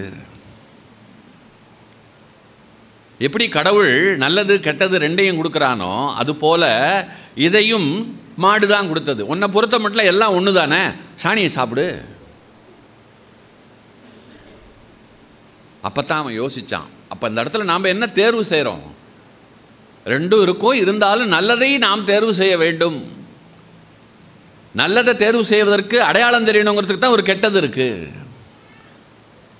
1 2ஆக இருந்தால்தான் ஒன்றின் தன்மையை புரிந்து கொள்ள முடியும். பூமி 1 இரவு பகல் என்று அது 2ஆக இருக்கிறது. மனித இனம் 1 ஆண் பெண் என்று அது 2ஆக இருக்கிறது. ருசி 1 இனிப்பு கசப்பு என்று அது 2ஆக இருக்கிறது. இப்படி சொல்லிக்கொண்டே போலாம். 2ஆ இருந்தால்தான் ஒன்றை விளங்கி கொள்ள முடியும். 2ஆ இருக்கிறதுங்கிறது இயல்பு. அந்த 2இல் நல்லதை தேர்வு செய்து அல்லதை தவிர்த்து நல்ல வழி போறதுங்கிறது இருக்கு இல்லையா, அதுதான் அறிவுடைமை. அந்த அறிவின் முதிர்ந்த நிலை இருக்கு இல்லையா, அதுதான் ஞானம். இந்த ஞானத்தை தருகின்றவர்களாக நம்முடைய முன்னோர்கள், நம்முடைய குருநாதர்கள் விளங்கினார்கள். அதனால தான் நம்ம மதத்தில் மாதா பிதா கடவுளை கடைசீட்டில் வச்சு குருவை வச்சாங்க. அம்மா பெற்று அப்பாட்ட கொடுத்துட்றா, அப்பா படிக்க வைக்கிறதுக்கு எங்கே கொண்டு வர்றார்? குருக்கிட்ட தான் கொண்டு வந்து விடுறார். இவனை சான்றோன் ஆக்குதல் உங்கள் கடமை, உங்களால் தான் முடியும். நான் அதுக்கு என்ன செய்ய முடியும்? அதுக்கான பணத்தை கட்ட முடியும், மற்றதை செய்ய முடியாது என்னால் அப்படின்னு சொல்லிட்டு கொண்டு வந்து விட்டுறார். இப்போ குருங்கிற ஸ்தானம் இருக்கு இல்லையா, அதுதான் எல்லாவற்றிலும் பெரியது. கடவுள் கூட அப்புறம்தான். கடவுளே சொல்கிறான், குருவை மதிக்காதவன் என்னை மதித்து ஒன்றும் ஆக போகிறது இல்லைங்கிறார். நீ என் பக்தியே வேண்டாம், என்னை நீ வணங்கவே தேவையில்லை, என்னை சிந்திக்க கூட தேவையில்லை. ஒரு குரு அவரை நீ பிடித்து கொண்டால் போரும், அவர் பார்த்துப்பார் அப்படிங்கிறான். ஆதிசங்கரர்கிட்ட பல சீடர்கள், பத்மபாதர்னு ஒரு சீடர், சுரேஸ்வர்னு ஒரு சீடர், தோடகாச்சாரியார் அப்படின்னு சொல்லிட்டு ஒரு சீடர், இப்படி நூற்றுக்கணக்கான சீடர்கள். இதில் இந்த தோடகாச்சாரியார் அப்படிங்கிறவர் இருக்காரே, அவர் ஒரு மக்கு சீடர். எப்படியும் ஒரு கிளாஸில் எப்படியும் பாஸே ஆகாத ஒருத்தன் இருப்பான் இல்லையா, எருமை எருமைன்னு வாத்தியாரும் திட்டுவார்ல, உன்னை எந்த நேரத்தில்டா பெத்தாங்க, அவனும் என்ன சொன்னாலும் எனக்கு என்ன பண்ணுறது, எனக்கு வரமாட்டேங்குது அப்படின்னு சொல்கிற கேஸெல்லாம் பார்க்குறோம்ல. ஆதிசங்கரர்கிட்ட இருந்த தோடகாச்சாரியார் அந்த மாதிரி. அவருக்கு எதுவும் வரல, எத்தனை முறை சொல்லி கொடுத்தாலும் படிப்பு ஏறலை. ஆனால் அவர் ரொம்ப நல்லவர், குரு சொல்லுகிற வேலைகளை எல்லாம் செய்கிறவர். அதே நேரத்தில் சுற்றி இருக்கிற மாணவர்களுக்கெல்லாம் கேலி பொருள் யாருன்னா தோடகாச்சாரியார் தான். வகுப்பறைக்கே தாமதமாக தான் வருவார், வரும்போது கோணல் மாணலாக தான் உட்காருவார், ஆ எழுத சொன்னால் ஈ எழுதுவார். மாணவர்களுக்கு அவர் ஒரு பெரிய ஜோக்கர். அதனால் மாணவர்கள் எல்லோருமே அவர் எப்போ சிக்குவார், அவர் எப்போ என்ன பண்ணுவார், அவரை வச்சு கலாட்டா பண்ணலான்னு உட்கார்ந்துருப்பாங்க. ஆனால் ஒரு நல்ல ஆசிரியன் இருக்கான் இல்லையா, அவனுக்கு நல்லா படிக்கிற மாணவனை விட இந்த மாதிரி இருக்கிறவன் மேலே தான் கவனம் ஜாஸ்தி, இவனைத்தான் மேலே கொண்டு வரணும். நல்ல குரு இப்படிப்பட்டவனைத்தான் மேலே கொண்டு வருவார். ஆதிசங்கரர் எல்லோருக்கும் ஒரு ஸ்லோகம் சொல்கிறார், சொல்லிட்டு இந்த வார்த்தையில் தொடங்கி இந்த வார்த்தையில் முடியணும், நான் 2 வார்த்தையை கொடுத்துட்டேன், நடுவில் அத்தனை பேரும் ஸ்லோகம் எழுதணும், உங்களுக்கு போட்டி அப்படிங்கிறார். எல்லாரும் உட்காந்து எழுதி கொண்டு வந்து அவர் முன்னாடி ஓலையை வச்சுட்டாங்க. தோடகாச்சாரியாருடைய ஓலை மட்டும் காலியாக இருக்கு. அவருக்கு எழுத தெரியல, தோணலை. நீ என்னத்தை எழுதலையா அப்படின்னு அவர் கேட்குறார். தோணவே இல்லை, எனக்கு எதாவது தெரிஞ்சா தானே. உடனே வகுப்பே சிரிக்கிறது. அந்த நொடி ஆதிசங்கரர் அவரை கிட்ட அழைச்சார், பக்கத்தில் உட்கார வச்சார், தன்னுடைய கரத்தை அவர் தலை மேலே வைத்தார். வைத்த நிலையில் அண்ணாந்து வானத்தை பார்த்தார். பார்த்த நிலையில் என்னுடைய ஞானசக்தி இவனை சென்று சேர்வதாக அப்படின்னு பிரார்த்தனை செய்து கொண்டார். இப்போ போய் எழுது அப்படின்னார். அதற்கு பிறகு அவர் எழுதினார். அப்படி அவர் எழுதின ஸ்லோகத்தை தான் இன்றைக்கு சங்கர மடங்களிலே முதலில் பாராயணம் செய்கிறார்கள். அதற்கு பெயர் தோடகாஷ்டகம். ஒரு குரு நினைத்தால் தன்னுடைய சக்தி இருக்கு இல்லையா, அதை ஒரு வினாடியில் கடத்திடுவார்.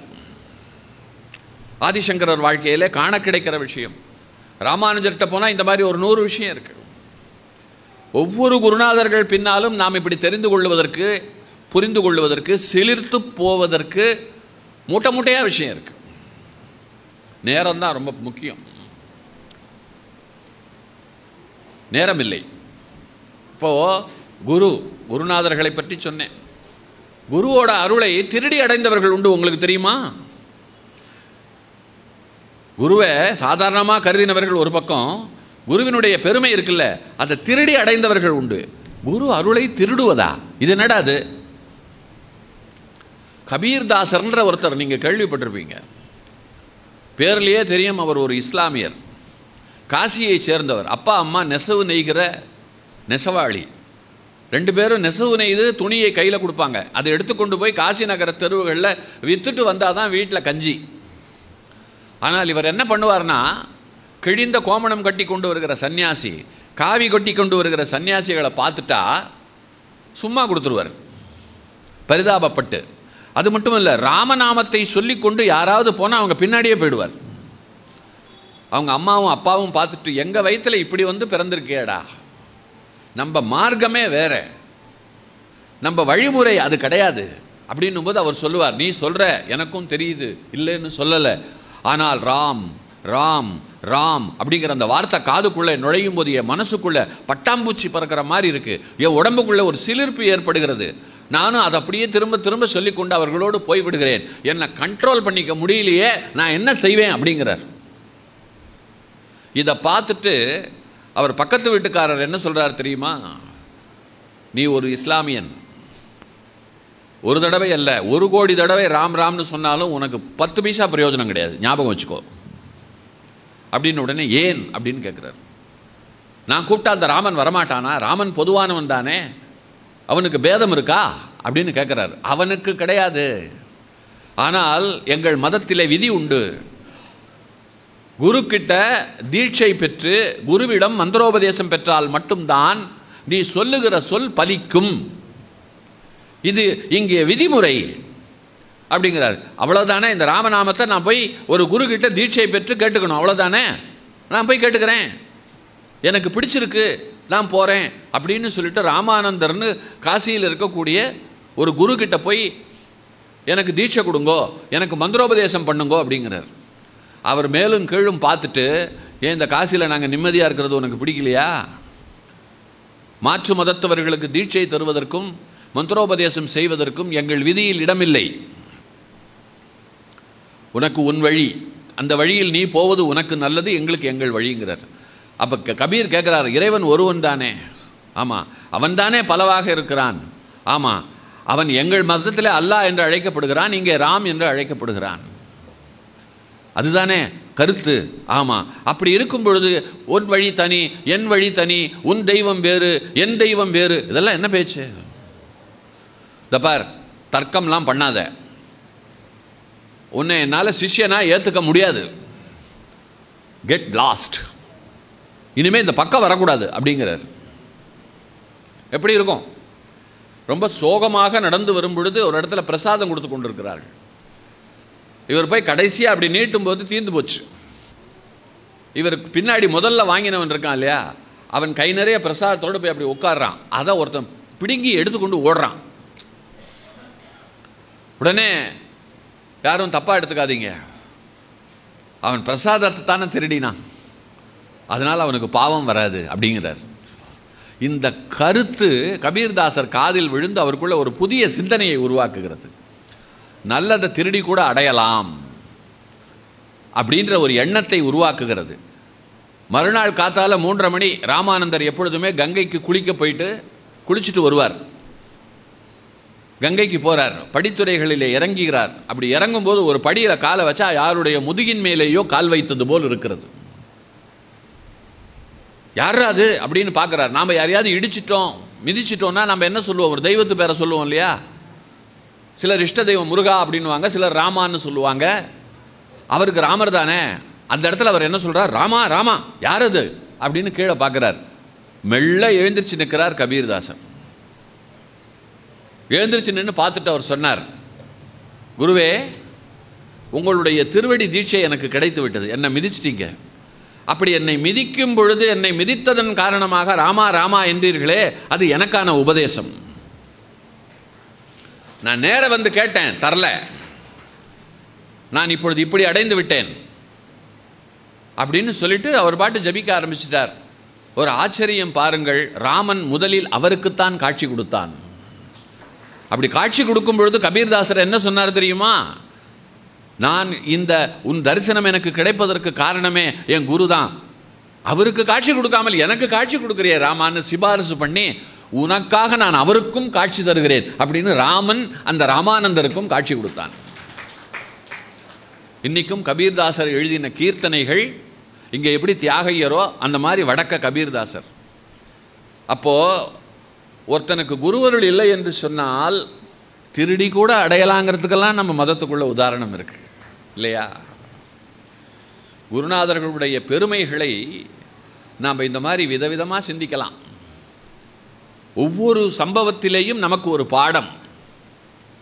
இப்போ நம்ம இந்த ஞான தாழிசை இதுக்கு வருவோம். மாணிக்கவாசக சுவாமி நால்வர் பெருமக்களில் ஒருத்தர். 8ஆம் நூற்றாண்டை சேர்ந்தவரா இல்லை 13ஆம் நூற்றாண்டை சேர்ந்தவரா அப்படின்னு சொல்லிட்டு இவருடைய காலம் குறித்து பெரிய சர்ச்சை உண்டு. இவர் பட்டர் அப்படின்னு ஒரு கருத்து உண்டு, அம்பட்டர் அப்படின்னு ஒரு கருத்து உண்டு. அந்த டிபேட்டுக்கே நாம் போக வேண்டாம். நான் மதுரை இருக்கேன், என் ஊர்லேருந்து 10 கிலோமீட்டரில் இருக்குது திருவாத ஊர். அந்த ஊரில் பிறந்தவர் வளர்ந்தவர். அவருக்கு பேர் இயற்பெயர் வாத ஊரான். அவர்களுடைய குடும்பத்துக்கு பாண்டிய ராஜா கிட்ட அமைச்சராக இருக்கக்கூடிய அமைப்பு உண்டு. அந்த வகையில் மந்திரியாகவும் ஆயிடுறார். ஆனால் இளம் வயசிலேயே வேதத்தை கற்றது, குருகுலத்தில் படித்தது, இதெல்லாம் அவருக்குள்ளே பக்தி மார்க்கத்தில் ஒரு பெரிய பார்வை இருந்த காரணத்தினால அவர் கையில் அதிகாரம் இருக்குது. அமைச்சர், பாண்டியன் மண்டலத்துக்கே அமைச்சர், அதிகாரம் இருக்குது, செல்வம் இருக்குது, பல்லக்கில் தான் போக்குவரத்து. ஆனால் இதில் எதிலேயும் அவர் மனம் ஈடுபடலை. ரொம்ப சுருக்கமாக மாணிக்கவாசகர் வரலாற்றை சொல்கிறேன். ஒரு முறை பாண்டியன் என்ன பண்ணுறான், தன்னுடைய ராஜ்யத்தில் குதிரைகள் ரொம்ப தட்டுப்பாடோடு இருக்குது, ஒரு 1000 குதிரை வேணும் அப்படின்னும் ஒரு பெருந்துறைக்கு பக்கத்தில் நிறைய வெளிநாட்டு குதிரைகள் வந்து இறங்குகிறது. அப்படின்னும் போது அதை பார்த்து வாங்கிட்டு வரணும், அதுக்கு பணத்தை ஒழுங்காக கொடுத்து வாங்கணும்னு சொல்லி 1,00,000 பொன்னை இவர் கையில் கொடுத்து, வாத ஊரார் கையில் கொடுத்து, நீர் போய் குதிரை வாங்கி கொண்டு வாருங்கள் அப்படின்னு சொல்லிட்டு அனுப்புகிறான். இவரும் போகிறார். போகிற வழியில் திருப்பெருந்துறை அப்படின்னு இருக்கிற ஊர் இருக்க, அந்த ஊரில் ஒரு குருந்த மரம், இன்றைக்கும் அந்த மரம் இருக்குது. அந்த குருந்த மரத்தடியினிலே ஈசன் அவனே குருவாக வந்து அங்கே 1000 சீடர்களுக்கு பாடம் நடத்தி கொண்டிருக்கிறான். பல்லக்கில் போகிற இவர் அப்படி திரைச்சீலையை விலக்கி பார்க்கிறார். குருவாகிய ஈசனை பார்த்த மாத்திரத்தில் பூர்வ ஜென்ம சுகீர்த்தம், முன்ஜென்ம வினை, அவர் மனசுக்குள்ளேயும் எதிலையும் நிறைவற்ற தன்மை. அப்படியே அது காந்தம்னா இது இரும்பு, ரெண்டும் பார்த்தா என்ன ஆகும், ஒன்றோட ஒன்று சேர்ந்துடும். இவர் என்ன பண்ணுறார், பல்லக்கை விட்டு இறங்கி நேராக கிட்ட போயிடுறார். அமைச்சருக்கான உடையோடு இருக்கிறார். யாரப்பா நீ, என்ன விஷயம், எங்கே வந்த அப்படின்னு கேட்கும் பொழுது பணிந்து காலில் விழுந்து என்னை உங்கள் சீடனாக ஏற்றுக்கொள்ளுங்கள் அப்படிங்கிறார். அதே போல் அவரும் ஏற்றுக்கொண்டுகிறார், தீட்சை கொடுக்கிறார். அப்போ அந்த இடத்துல அந்த 1000 மாணவர்களுக்கு அவர் நடத்தி கொண்டிருக்கிற பாடம் என்ன தெரியுமா, சிவ ஞான போதம். சிவம், ஞானம், போதம். இவர் கேட்கிறார், இந்த 3க்கும் அர்த்தம் என்னன்னு கேட்கிறார். நன்றாக தெரிந்து கொள்ளுங்கள், சிவன் வேற, சிவம் வேற. சிவம் இறைவன், சிவம் நாம், அது பரம்பொருள், அது பரமாத்மா, இது ஜீவாத்மா. நமக்குள்ள இருக்கக்கூடிய சீவன் தான் சிவன். நாம் நமக்குள் இருக்கக்கூடிய இறை தன்மை இருக்கிறது அல்லவா, அந்த தன்மையை உணர்ந்து கொண்டு விட்டால் வெளியில தேட தேவையில்லை. இதை சிவன் அப்படிங்கிற அந்த வார்த்தை இருக்கிறது அல்லவா, அது தனக்குள்ளே பொருளாக வைத்துக் கொண்டிருக்கிறது. இந்த பொருள் இருக்கிறதே, இது சாதாரணம் அல்ல, இது ஞானம் சார்ந்தது. அறிவால மட்டும் இதை அடைய முடியாது. ஆக சிவத்துக்கு விளக்கம் ஞானம். இந்த ரெண்டும் சேர்ந்தது இருக்கு இல்லையா, இந்த இரண்டும் சேர்ந்தது போதம். ஒரு நாள் பூரா சொல்ல வேண்டியதை ரொம்ப சுருக்கி உங்களுக்கு சொல்லியிருக்கேன். இந்த விளக்கத்தை கேட்ட பிறகு தான் வாழுகிற இந்த அமைச்சர் வாழ்க்கை, படாடோபமான வாழ்க்கை, இதன் மேலெல்லாம் அவருக்கு எந்த பற்றும் இல்லை, விட்டுட்டார், அருந்து போச்சு. ஏன்னா இதுதான் நிலையானது. எவ்வளவு பெரிய மனிதனாக இருந்தாலும் போகும்போது எதையும் கொண்டு போக முடியாது. பெரிய பணக்காரன் பட்டு வேஷ்டி கட்டியே நீங்கள் பாடையில் வச்சுருந்தாலும் நம்ம இந்த பக்கம் திரும்பி வந்த உடனே அந்த வெட்டியான் பட்டு வேட்டியை எரிக்கிறதான்னு சொல்லிட்டு அதை கூட உருவிடுவான். நிர்வாணமாக தான் நம்ம உடம்பை போட்டு எரிப்பான். எவ்வளவு பெரிய ஆளாக இருந்தாலும் இறந்த மறு நிமிடம் அதற்கு இந்த சமூகம் வைத்திருக்கிற பெயர் பாடி. நம்ம உறவுகளே எடுத்துப்போம், தகவல் வந்த நிமிஷம் நாம் அடுத்து என்ன கேட்குறோம், பாடியை எப்போ எடுக்க போகிறாங்க, அவ்வளோதான், முடிஞ்சு போச்சு. அதுக்கு ஒன்றுமே கிடையாது. இந்த மாயா தெளியறது இருக்கு இல்லையா, இது ரொம்ப பெரிய விஷயம். இந்த சிவஞான போதத்தை வைத்து ஒரு விஷயம் உண்டு. இதுவும் ஒரு கதை தான், சாதாரண கதை இல்லை. இதுவும் ஒரு குரு சிஷ்யன் சம்பந்தப்பட்டது தான். சிஷ்யன் சொல்கிறான், இந்த வாழ்க்கையை போல இன்பமான வாழ்க்கை உலகத்திலேயே இல்லை. கடவுள் எனக்கு எல்லாவற்றையும் கொடுத்துருக்கிறார். வீடு கொடுத்துருக்கிறார், கார் கொடுத்துருக்கிறார், பங்களா கொடுத்துருக்கிறார், லட்சக்கணக்கில் பணம் கொடுத்துருக்கிறார், அன்பான மனைவியை கொடுத்துருக்கிறார், தாய் இருக்கா கூடவே, தங்கை இருக்கா கூடவே, மகள் மகன். சாமி ரொம்ப திருப்தியாக இருக்கேன் அப்படின்னு குரு கிட்ட ஒருத்தன் சொல்கிறான். அப்படியா, சந்தோஷம், எத்தனை நாளைக்குன்னு பார்க்குறேன், அவ்வளோதான் பதில். எனக்கு என்னமோ சாமி உங்களுக்கு இதெல்லாம் கிடைக்காததுனால தான் நீங்கள் சாமியார் ஆகிட்டு உக்காந்துருக்கீங்கன்னு நான் நினைக்கிறேன். இந்த இடத்துல தான் அவருக்கு கோபம் வருது. தோட விட்டுருந்தான்னா பிரச்சனை இல்லை, உங்களுக்கு இந்த சான்ஸ் எல்லாம் இல்லை. அதனால் நீங்கள் என்ன பண்ணிட்டீங்க, இப்படி இருந்தால் தான் நமக்கு மதிப்பு, 4 பேர் கும்பிடுவான்னு சொல்லிட்டு இந்த வேஷம் போட்டுட்ருக்கீங்க. அப்படியே 4 பேர் இருக்காங்கல்ல. அவர் உடனே சொன்னார், இப்போ நீ சொன்ன இல்லை, வீடு வாசல் பங்களா கார் மனைவி மக்கள் இதெல்லாம் சாஸ்வதம்னு நினைக்கிறியாப்பா, இந்த வாழ்க்கை நிரந்தரமானதுன்னு நினைக்கிறியா அப்படின்னார். அதில் என்னங்க சந்தேகம், இன்றைக்கி 5 மணிக்கு வீட்டுக்கு வரேன்னு சொல்லிட்டு வந்திருக்கேன் என் பொண்டாட்டிக்கிட்ட. 5:15 போனேன்னு வச்சுக்கோங்களேன், அதுக்குள்ளே 10 ஃபோன் வந்துடும். எங்கெங்கே இருக்கீங்க, என்ன காணோம் அப்படின்னு சொல்லிட்டு. எவ்வளோ பாசம் தெரியுமா என் மனைவிக்கு. சமயத்தில் என் பொண்டாட்டி ஃபோனும் எங்கள் அம்மா ஃபோனும் கிளாஷ் ஆகும். 2 பேரும் ஒரே நேரத்தில் கூப்பிடுவாங்க. பசங்க வாசல்லையே நின்று பார்த்துட்டு இருப்பாங்க, அப்பா நான் என்ன வாங்கிட்டு வரேன்னு சொல்லிட்டு. நான் போய் விழுந்த உடனே என் மேலே வந்து அப்படியே பிறண்டு அன்பு காட்டுவார்கள். மனைவி அப்படியே தளன்னு நொற பொங்க காப்பி போட்டு கொண்டு வந்து கொடுப்பா. நீங்கள் சாமியார் அதெல்லாம் குடிக்கக்கூடாது. எங்கள் அம்மா அப்படியே சூடாக பஜ்ஜி போட்டு அப்படியே செவக்க தக்காளி சட்னி அரைச்சி அப்படி கொண்டு வந்து வைக்கும். எப்படி இருக்குங்கிறீங்க அப்படின்னா, ஓ அப்படியா அப்படின்னு கேட்டார். என்ன அப்படியா, வந்து பார்க்குறீங்களா அப்படின்னார். பார்க்கத்தானே போகிறேன் அப்படின்னார். நான் ஒன்று சொல்கிறேன், அதை மட்டும் செய்கிறியா, இதெல்லாம் எவ்வளவு உண்மை அல்லது பொய்ங்கிறத நீ தெரிஞ்சுக்கலாம் அப்படின்னார்.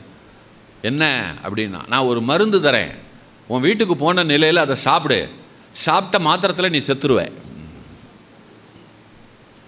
ஆனால் நான் வந்து உன்னை தொட்ட உடனே உனக்கு உயிர் வந்துடும். அதே நேரத்தில் யார் என்ன பேசுகிறாங்கங்கிறதெல்லாம் உன் காதில் கேட்கும். உன் உடம்பு தான் புணமாக இருக்குமே தவிர உன் காது நல்லா கேட்கும். நான் தொட்ட உடனே உனக்கு உயிர் வந்துடும். சும்மா ஒரு ட்ராமா பார்க்குறியா அப்படின்னு. அப்படி ஐயோ எனக்கு அப்படி ஆச்சுன்னு தெரிஞ்சால் முதல்ல என் பொண்டாட்டி உயிர் போகும், அடுத்தது எங்கள் அம்மா உயிர் போகும், எங்கள் வீட்டில் இருக்கிற அத்தனை பேரும் காலி ஆயிடுவாங்க.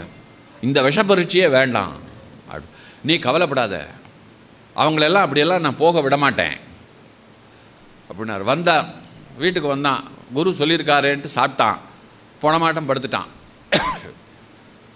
ஒரே ஒப்பாரி, அழுகன்னா அழுக, உன் அழுக ஏன் அழுக இல்லை. அம்மா எப்படி தெரியுமா அழறா, உன்னை தாண்டா நம்பி இருந்தேன் காசிக்கு கூட்டு போவேன்னு, இனி என்னை காசிக்கு யார் கூட்டிகிட்டு போவா, நீ போயிட்டேன்னு அழலை, காசிக்கு என்ன யார் கூட்டிகிட்டு போவா அப்படின்னு. பொண்டாட்டி அதுக்கு மேலே அழறா, ஏங்க கல்யாணத்துக்கு பொண்ணு இருக்குது, பையன் இருக்கான், இவங்களெல்லாம் கரை சேர்க்க வேண்டாமா, இப்படி நடு ரோட்டில் எங்களை விட்டுட்டு போயிட்டே பாவி மனுஷா அப்படின்னு அழறா. பொண்ணு என்ன பண்ணுது, நான் டாக்டருக்கு படிக்க வைக்கிறேன்னு சொல்லிட்டு இப்படி பொசுக்குன்னு போயிட்டேப்பா அப்படிங்குது.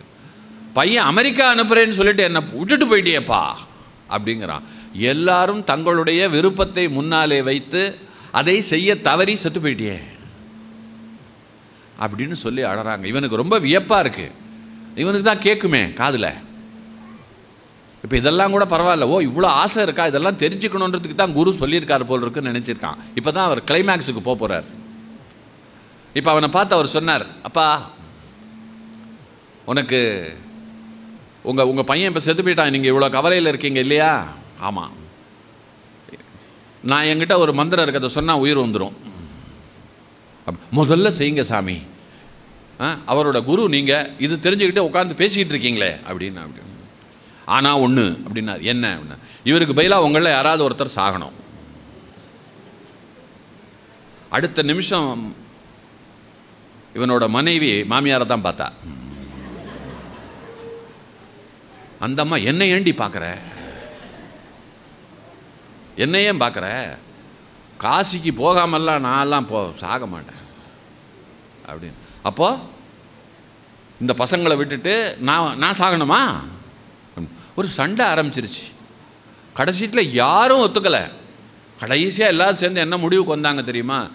செத்த யார் திரும்ப பொழைச்சிருக்கா, முதல்ல தூக்கி போடுற வேலையை பாருங்க சாமி அப்படி. அப்போ தான் இவனுக்கு தெரிஞ்சது, இவ்வளோதானா நம்ம மதிப்பு, நம்மளால் 4 காரியம் ஆகணும் அப்படின்றது தான் இவங்களை கூட பிடிச்சி வச்சிருக்கு. உயிர்னு போயாச்சுன்னு சொன்னால் அதில் ஒரு கருத்து சொன்னால் பாருங்கள், அதுதான் இந்த பஞ்சாயத்திலேயே ஒரு நாள் ஓடி போச்சு. இன்னும் கொஞ்சம் நேரம் இருந்தால் உள்ளுக்குள்ளேருந்து சீழும் இதுவும் வெளியில் வந்து இந்த இடத்துல சீக்கு வந்து நாமெல்லாம் கஷ்டப்படுவோம். அப்போ அவர் சொன்னார், நல்லது தூக்கிடுவோம். என்கிட்ட இவர் ஒன்று சொல்லியிருக்கார், நான் எந்த கட்டிலில் படுத்திருந்து இறந்தாலும் அந்த கட்டிலோடு சேர்த்து என்னை புதைக்கணும் இல்லை எரிக்கணும்னு சொல்லியிருக்காரு, அதையாவது பண்ணுவோம் அப்படின்னும் போது அந்த அம்மா வருது. உலகத்தில் எங்கேயாவது இந்த கட்டில் தேக்கு கட்டில் தெரியுமா, 10,000 ரூபாய்க்கு வாங்கினது, அவன் கிறுக்கு பாய், அவன் தான் சொல்லிட்டு போயிருக்கான் அப்படின்னு சொன்னால் நீங்கள் இதையெல்லாமா செய்வீங்க? ஏன் பாடையில் போனால் உடம்பு வேகாதா? அப்போ தான் அவனுக்கு தெரிஞ்சது, கட்டிலுக்கு கூட நான் பெறாதவன் அப்படின்னு சொல்லிட்டு. இப்போ குரு என்னப்பா எழுந்திருக்கிறியா அப்படின்னு தொட்டார். எழுந்திரிச்சான். இதாண்டா வாழ்க்கை, இதாண்டா குடும்பம், இதாண்டா உலகம், இதாண்டா மாய, எல்லாத்தையும் புரிய வச்சார். அவனும் கையெடுத்து கும்பிட்டான். எப்பேற்பட்ட பிரகாசத்தை எனக்குள்ளே ஏற்படுத்திட்டீங்க, என்னுடைய அறிவு மாயையை குழப்பத்தை எல்லாம் நீக்கி எனக்குள்ளே எவ்வளவு பெரிய தெளிவை தந்தீர்கள் அப்படின்னா. இப்போ அவர் தந்த அந்த தெளிவு இருக்கு இல்லையா, அது ஞான தெளிவு.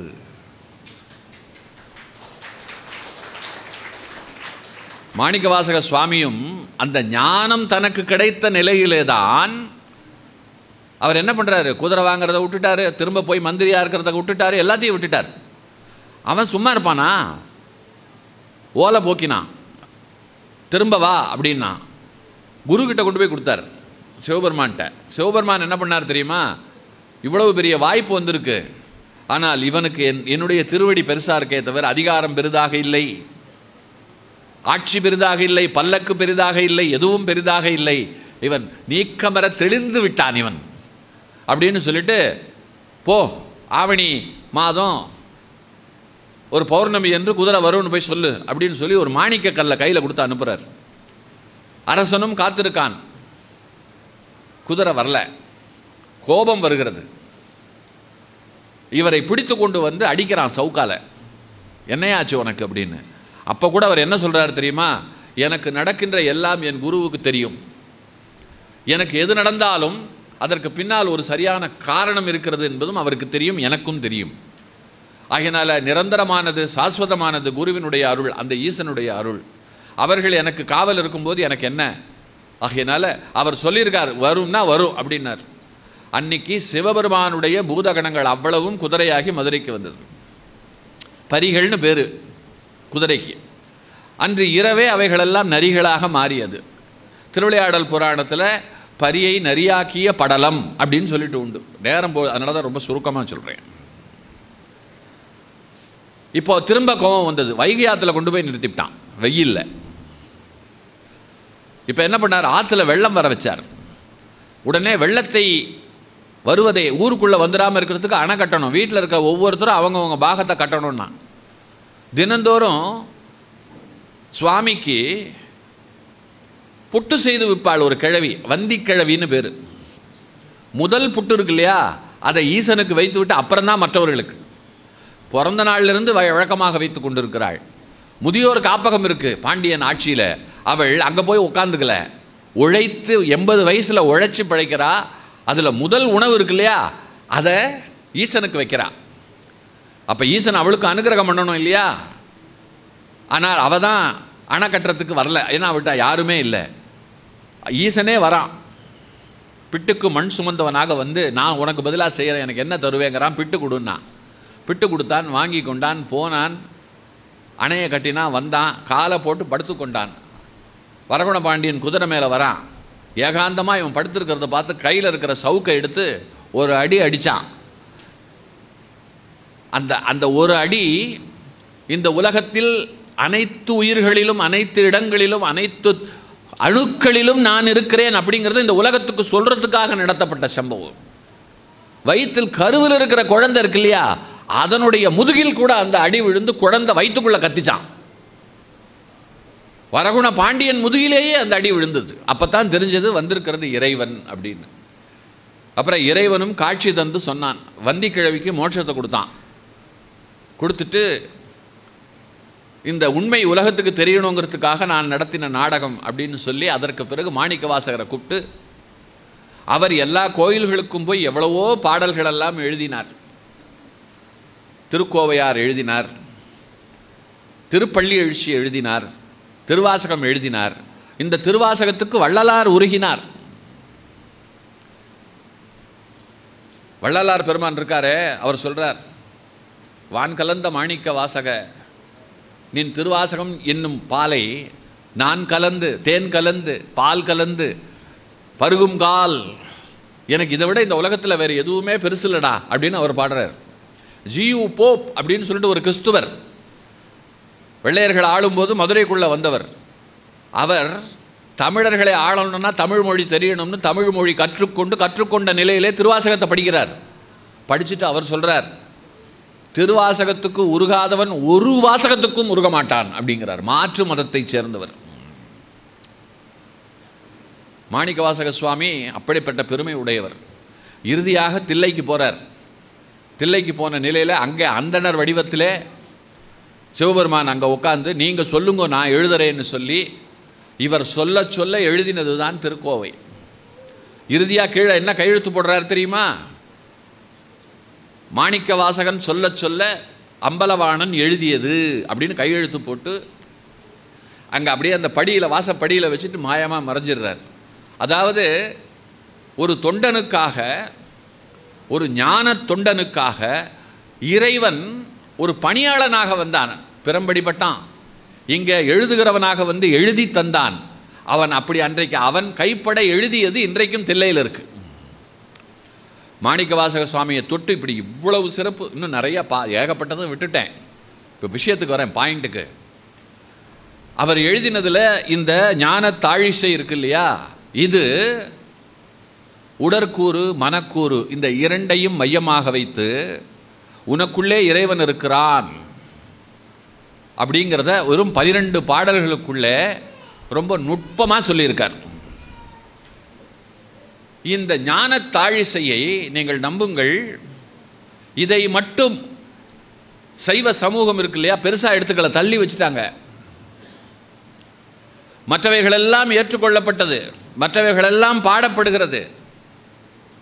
அப்படி புரிந்து கொள்ள மாட்ட கஷ்டமா இருக்குங்கிற காரணத்தினாலேயா, இல்லை வெறும் யோக ரகசியமாக இருக்கு, இதெல்லாம் நமக்கு நாம் வந்து ஆச்சாரப்படி நடப்பவர்கள் அப்படிங்கிற காரணத்தினாலேயா தெரியாது. ஆனால் இந்த ஞான தாழிசைக்கு விளக்கங்கள் எழுதினவர்கள் விரல் விட்டு எண்ணக்கூடிய சிலர். அதுல இந்த நூற்றாண்டிலே நம்முடைய ஞானவழி மகான் இருக்கார் இல்லையா, அவர் அப்படிங்கிறது எவ்வளவு பெரிய சிறப்பு.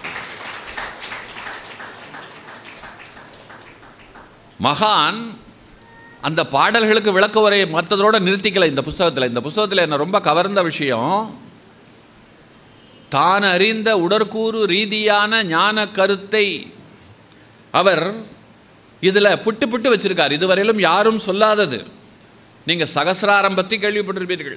சகசிரம்னா 1000 தாமரை இதழ்கள் போல இந்த பாகம் இருக்கு. சித்த தத்துவத்தில் இதுக்கு பேர் என்னன்னா, இங்கே ஒரு திரவம் சுரக்கும். நீங்கள் முதுகெலும்பு அப்படியே நேராக வைத்துக்கொண்டு தவத்தில் இருக்கும் பொழுது அந்த வாய்க்குள்ள அந்த திரவம் இருக்கு இல்லையா, அது அப்படியே நேராக சொட்டி வயிற்றுக்குள்ள விழும். வயிற்றுக்குள்ள ஜடராக்னின்னு இருக்கு. இன்னைக்கு ஹைட்ரோகுளோரைடு ஆசிட்னு சொல்றோம். இந்த ஜடராக்னியை அது அவித்து விடும், பசியே எடுக்காது. அது மட்டுமல்ல, அந்த துளி அதுதான் அமுதம். உங்களுக்கு எந்த சோர்வும் இருக்காது. 100 வருடங்கள் நீங்கள் இப்படியே தவம் செய்து கொண்டிருக்கலாம். உங்களுக்குள்ளே உற்பத்தி ஆகிற சகசிராரத்தில் உற்பத்தி ஆகிற அந்த ஞான அந்த துளி இருக்கு இல்லையா, அது வந்து உங்களை காப்பாற்றி கொண்டே இருக்கும். இங்கே அமுதம் உற்பத்தி ஆகிற இடம். சித்த தத்துவத்தில் இந்த கருத்து உண்டு. இந்த சகசிராரத்துக்கு இங்கே இந்த சகசிராரத்தை தொட்டு பிடரியில் ஒரு கண் இருக்கு, புருவ மையம் இருக்கு இல்லையா, இந்த மையத்தில் ஒரு கண் இருக்கு, 2 காதுகளுக்கும் இடையில் நேர் மத்தியில் அப்படின்னு சொல்லி அவர் சொல்றார். நெற்றி பிடரி 2 காதுகளுக்கும் நேரே மத்தியின் மேல் உள்ளது உச்சிக்கண் ஆகும். தலைக்கு மேல் நடுமண்டை ஓட்டிற்குள்ளே அமைந்த இடமே உச்சிக்கண். இதை சகசிராரம், 1008 இதழ் தாமரை, திருச்சபை, பொற்சபை, சிதம்பரம், கனகசபை, சென்னிநாடு என்றும் சொல்லலாம். அதாவது இப்படியெல்லாம் எங்கெல்லாம் சொல்லப்பட்டிருக்கோ அந்த இடத்துக்கும் சகசிராரத்துக்கும் சம்பந்தம் இருக்குன்னு நீங்கள் தெரிஞ்சுக்கணும். சுட்டி காட்டுகிறார். சொல்லிட்டு அவர் சொல்றார், நெற்றிக்கண் வழியாய் கருவாகிய குண்டலினி இந்த இடத்தில் வந்து அழுத்துவதே உணர்வாகும். ஏற்படும் இன்பமே பேரின்பம். ஞானிகள் போற்றும் ஞான கண்ணே உச்சிக்கண். திருவள்ளுவ பெருந்தகை கடவுள் வாழ்த்து அதிகாரத்தில் மலர் மிசை ஏகினான் மானடி சேர்ந்தார் நிலமிசை நீடு வாழ்வார் என்ற குறளில் மலர் மிசை என்பது உச்சி கண்ணாகிய 1008 இதழ் தாமரையை குறிக்கிறது அப்படின்னு தன்னுடைய கருத்துக்கு வள்ளுவர்கிட்ட சாட்சியை கொடுப்பார். அடுத்து மாணிக்கவாசக சுவாமிகளும் தமது திருவம்பாவையில் 7ல் இயம்ப இயம்பும் வெண்சங்கு எங்கும் என்ற பாடல் வரியில் 7ல் இயம்ப என்பது 7வது ஆதாரமாகிய, அதாவது மூலாதாரம், சுவாதிஷ்டானம், மணிபூரகம், அநாதகம், விசுத்தி, ஆக்கினை, சகசிராரம் அப்படின்னு இதைத்தான் சொல்றான். இது அந்த உச்சிக்கண்ணை தான் அவரும் குறிப்பிடுகிறார். அபிராமி பட்டரும் தன்னுடைய அபிராமி அந்தாதியில் தொடக்கத்தில் உதிக்கின்ற செங்கதிர் உச்சி திலக உணர்வுடையோர் மதிக்கின்ற மாணிக்கமே என்று குறிப்பிடுவதும் இந்த உச்சிக்கண்ணையே ஆகும். இவங்க மட்டுமா, வள்ளல் ராமலிங்க அடிகளார் அவரும் சொல்றார், அருட்ஜோதி தெய்வம் என்னை ஆண்டு கொண்ட தெய்வம், அம்பலத்தை ஆடுகின்ற ஆனந்த தெய்வம் என்றும் எல்லாம் செயல்கூடும் என் ஆணை அம்பலத்தே எல்லாம் செய்ய வல்லானேயே ஏத்து என்பதில் அம்பலம் என குறிப்பதும் உச்சிக்கண்ணையே. அதாவது தான் கூற வந்த கருத்துக்கு எப்படியெல்லாம் சுற்றி சாட்சிகள், நான் மட்டும் சொல்லலப்பா, ஞானிகள் உலகம் அவ்வளவையும் சொன்னதை நான் வழிமொழிகிறேன் அப்படின்னு இன்னைக்கு நமக்கு எப்படி சொன்னா புரியும் அந்த மொழியிலே சொல்லியிருக்கிறார். சொல்லிட்டு கடைசியில் சொல்றார், முக்கண் அப்படிங்கிறது இதுதான். முக்கண்ணன் அப்படின்னு அவனை ஏன் சொல்றோம்? ஏன்னா அவங்கிட்ட இருந்து வந்தோம், அவங்கிட்ட போக போறோம். அவன் வேறு, நாம் வேறு இல்லை. அவன் சிவன், அவன் சிவம், நாம் சிவன். நமக்குள்ள அவனை நாம் பார்க்கலாம் அப்படின்னு சொல்லிட்டு அவனுக்கு இருக்கிற முக்கண் நமக்கு எப்படி இருக்கு?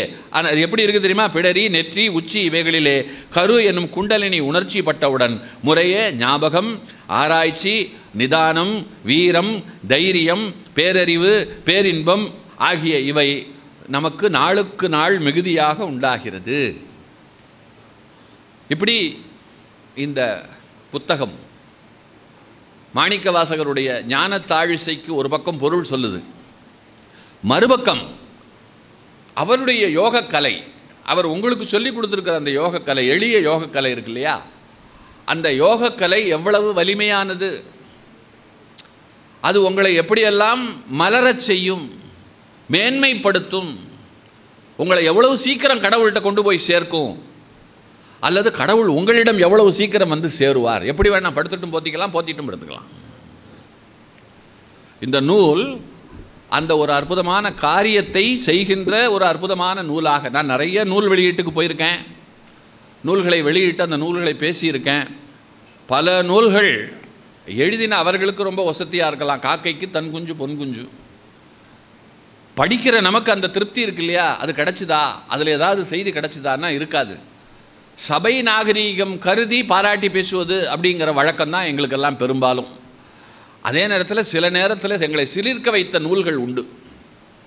இந்த புஸ்தகம் எனக்கு கிடைக்கவும், இதை நான் வாசிக்கவும் கொடுத்து வச்சிருக்கணும், என்னுடைய லைப்ரரியில் இதை நான் வச்சிருக்கணும் அப்படின்னு சொல்லி என்னை சிந்திக்க வைத்த நூல்களில் இந்த ஞான தாழிசையும் ஒன்று. இந்த நல்ல நாளில் இந்த ஞான தாழிசை நூலை வெளியிட்டு பல ஊர்களில் இருந்தெல்லாம் வந்திருக்கிறீர்கள். உங்களையெல்லாம் சந்தித்து ஒரு கிட்டத்தட்ட நான் ஒரு 1.5 மணி நேரம் பேசியிருக்கேன். இந்த 1.5 மணி நேரம் பல குருநாதர்களை சிந்தித்தோம், பல கருத்துக்களை சிந்தித்தோம், வாழ்க்கை நிலையாமையை சிந்தித்தோம், மாணிக்கவாசக சுவாமியை சிந்தித்து இறுதியாக குருமகான் கிட்ட தான் வந்து நின்னோம். தோன்றா துணை அப்படின்னு சொல்லுவாங்க. தோன்றா துணையாக இங்கே அருகிருந்து கொண்டு அவர் கேட்டுக்கொண்டே தான் இருக்கிறார். பருவுடல் இல்லையே தவிர அருளுடல் இருக்கத்தான் இருக்கிறது. அதில் எந்த சந்தேகமும் நமக்கு வேண்டாம். அந்த வகையில் அவருக்கான ஆசனத்தை கொடுத்து பக்கத்திலேயே உட்கார வச்சு பேச வைத்து நீங்கள் உங்களை எல்லாமும் கேட்க செய்கின்ற ஒரு நல்ல நாளாக இந்த நாள் எனக்கு அமைந்திருக்கிறது. இந்த நாளை எனக்கு அமைத்து கொடுத்த நம்முடைய சேது மாதவன் அவர்களுக்கும் இந்த அமைப்பை சார்ந்த சகலருக்கும் இதுகாரும் என்னுடைய சொற்பொழிவை கேட்ட உங்கள் எல்லோருக்கும் என்னுடைய பணிவான நன்றி கலந்த வணக்கங்களை சொல்லி விடைபெற்றுக் கொள்கிறேன். ஐயா, இவ்வளவு எளிமையா, இத்தனை வகை வகையா, இத்தனை குருக்களை எங்களுக்கு எல்லாம் ஒரு நொடி பொழுதுல உங்கள் பேச்சால் காமிச்சிட்டீங்க. இந்த மாற்றி பிறந்த நன்னாள் அப்படின்றதுக்கு எவ்வளவு எளிமையாக ஆதிசங்கரர்லேருந்து நிறைய விளக்கங்களும் தெளிவுகளும் கொடுத்து இதை அழகாக எங்களுக்கு சொல்லியிருக்கீங்க. இதை கேட்டு பயன்பெறுமாறு எங்களுக்கு ஒரு நல்ல கருத்துக்களை பரிமாறியதற்கு சந்தோஷம் என்று சொல்லிக்கொள்கிறேன். இப்போது கூட்டு தியானம்.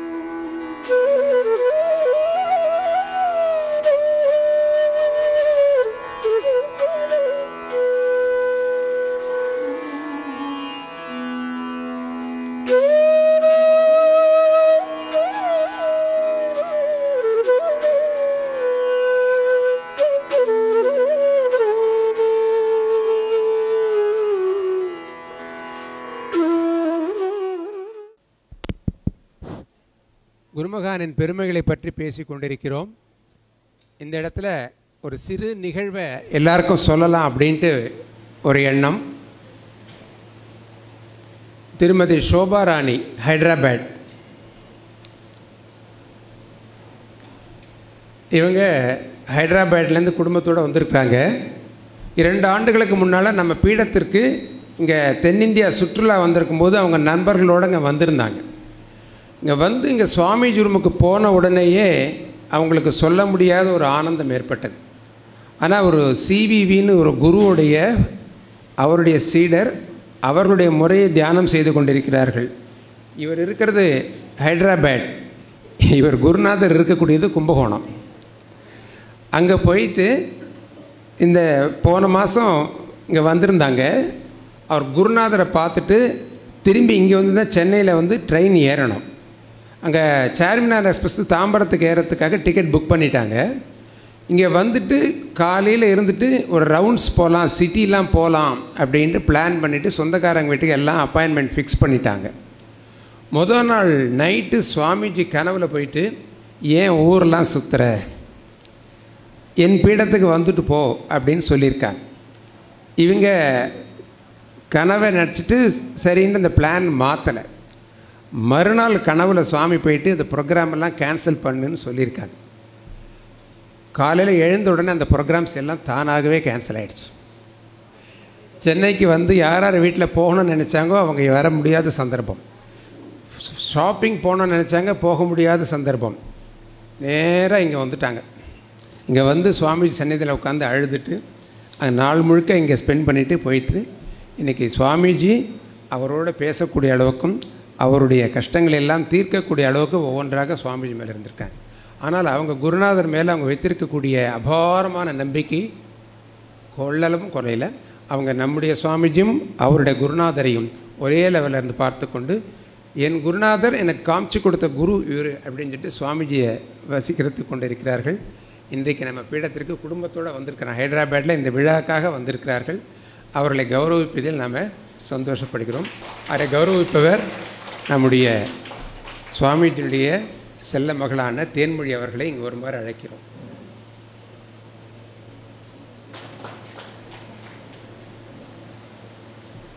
அடுத்ததாக எல்லாருடைய ஒத்துழைப்பும் நமக்கு வேணும். இந்த இடத்துல சொல்லும்போது என்னன்னாக்கா, எந்த ஒரு விஷயமா இருந்தாலும் விளம்பரம் இருந்தால் தான் நல்லாயிருக்கும். அப்படி நாங்கள் விளம்பரம் செய்யும்போது சில எதிர்ப்புகள்லாம் வந்தது.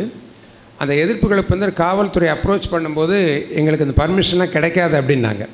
இருந்தாலும் நம்முடைய சக மெய்யுணர்வாளர் தமிழரசன் அவர் மூலமாக நம்ம Selaiyur police station, Chitlapakkam police station போன உடனே நம்முடைய அழைப்பதை பார்த்த உடனேயே இன்ஸ்பெக்டர் நமக்கு அப்பாயின்மெண்ட்டே கொடுக்கல, பர்மிஷன் கொடுத்துட்டார். போர்டு வச்சுக்க சொல்லுங்கள், எந்த கட்சிக்கும் சம்மந்தம். அந்த பத்திரிகையில் இருக்கக்கூடிய விஷயங்கள்லாம் பார்த்துட்டு அவங்க என்ன பண்ணிட்டாங்கன்னா, நல்ல விஷயங்கள் சொல்கிறதுக்கு இதில் என்ன இருக்குது, யாருக்கும் பர்மிஷன் கொடுக்கணும்னு சொல்லிட்டு பர்மிஷன் கொடுத்துருக்காங்க. அதற்கு உதவி செய்த பேருதவியாக இருந்த திரு ஜனார்தனன் அவர்களை நாம் sub inspector of police retired, அவர் பெரும் உதவி செய்திருக்கிறார். அதனால் இந்த நேரத்தில் அவரையும் கௌரவிப்பதில்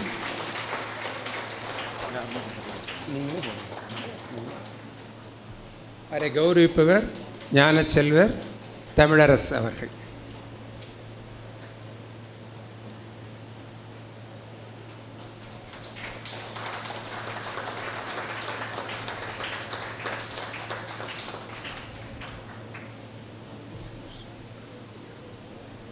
தொடர்வது அறிவிப்புகள்.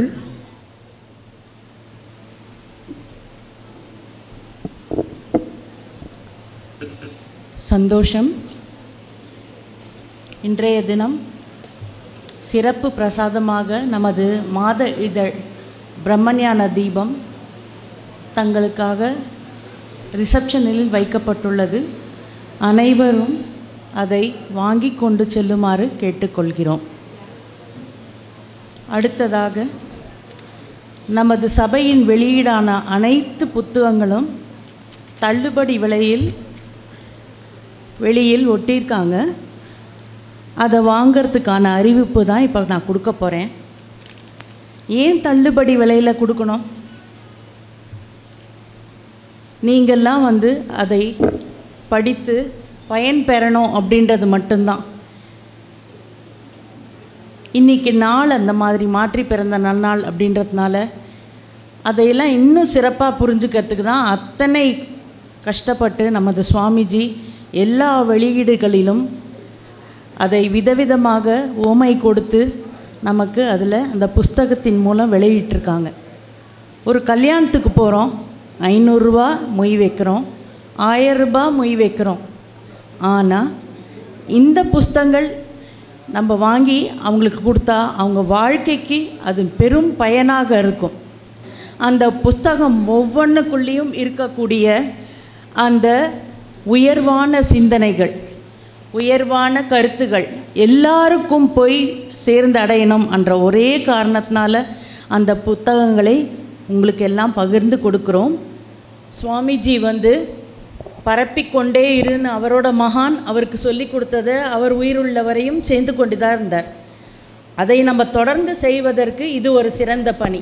நம்மாலான புத்தகங்களை வாங்கி 4 பேருக்கு இல்லை தெரிஞ்சவங்களுக்கெல்லாம் அது பகிர்ந்துக்கிறதுக்கு அதை வாங்கிக்கலாம். நமக்கே நம்மை பண்படுத்தி கொள்ள அந்த புத்தகங்களை வாங்கிக்கலாம். வீட்டில் விசேஷம் யாராவது வந்தாங்கன்னா அதுக்கு கொடுக்கலாம். வேறு ஏதேதோ கொடுக்கறதுக்கு இந்த மாதிரி சேவையை செய்வோம். அவர் நமக்கு நிறைய பண்ணிட்டு போயிட்டார். அவர் நம்மள்கிட்ட காசு பணம் எதுவுமே எதிர்பார்க்கல. அவர் எதிர்பார்க்கறது உங்களுடைய புன்னகை மட்டும்தான். அவரை அதை எதிர்பார்க்குறார். சந்தோஷம். குருவே சரணம். சந்தோஷம். ஜஸ்ட் ஒரே ஒரு நிமிஷம். நம்ம சபையோட யூடியூப் சேனலை பற்றி தான். நம்ம சபை யூடியூப் சேனல் 2009 ரிலீஸ் பண்ணியிருக்காங்க. இப்போ கிட்டத்தட்ட 1100 வீடியோவுக்கு மேலே இருக்குது. சப்ஸ்கிரைபர்ஸ் 1600 பேர். மொத்தமாக வியூஸ், அதாவது ஒவ்வொரு வீடியோவை ஒரு தடவையாச்சும் பார்த்ததுன்னு பார்த்தா 2,66,000 வியூ மேலே இருக்குது. நம்ம சபையில் இருக்கிறவங்களே கொஞ்சம் நம்ம சபை யூடியூப் சேனலில் அதிகபட்சமாக பார்த்து நீங்கள் ஃபஸ்ட்டு அதை இருக்கிற வீடியோஸை புரிஞ்சுக்கிட்டு நீங்கள் வாட்ஸ்அப்பில் ஸ்டேட்டஸ் வைக்கிறது ஆர் நீங்கள் சோஷியல் மீடியாவில் வேறு ஏதாவது ஆக்டிவாக இருக்கீங்கன்னா அதில் மற்றவங்களுக்கு ஈஸியாக புரிஞ்சு கனெக்ட் பண்ணிக்கக்கூடிய வீடியோஸ். எக்ஸாம்பிள் திருக்குறளை பற்றி சுவாமிஜி சொன்னது, பண்டிகைகளை பற்றி சுவாமிஜி சொன்னது. ஸோ நீங்கள் ஃபஸ்ட்டு அதை பார்த்து புரிஞ்சுக்கிட்டிங்கன்னா நீங்கள் மற்றவங்களுக்கு பரப்புறதுக்கு ஈஸியாக இருக்கும். சபையை பற்றி மற்றவங்களுக்கு எப்படி சொல்கிறது அப்படின்னு தெரியாதவங்க இப்படி பண்ணிங்கன்னா நேச்சுரலி பார்க்குறவங்க உங்களை கேள்வி கேட்டு அது மூலமாக நீங்கள் சபையை பற்றியும் குருமகானை பற்றியும் அவங்களுக்கு தெரியப்படுத்தலாம். இதுவும் நீங்கள் குருவுக்கு செய்கிற ஒரு காணிக்கை, ஒரு சேவை தான். சந்தோஷம். சந்தோஷம்.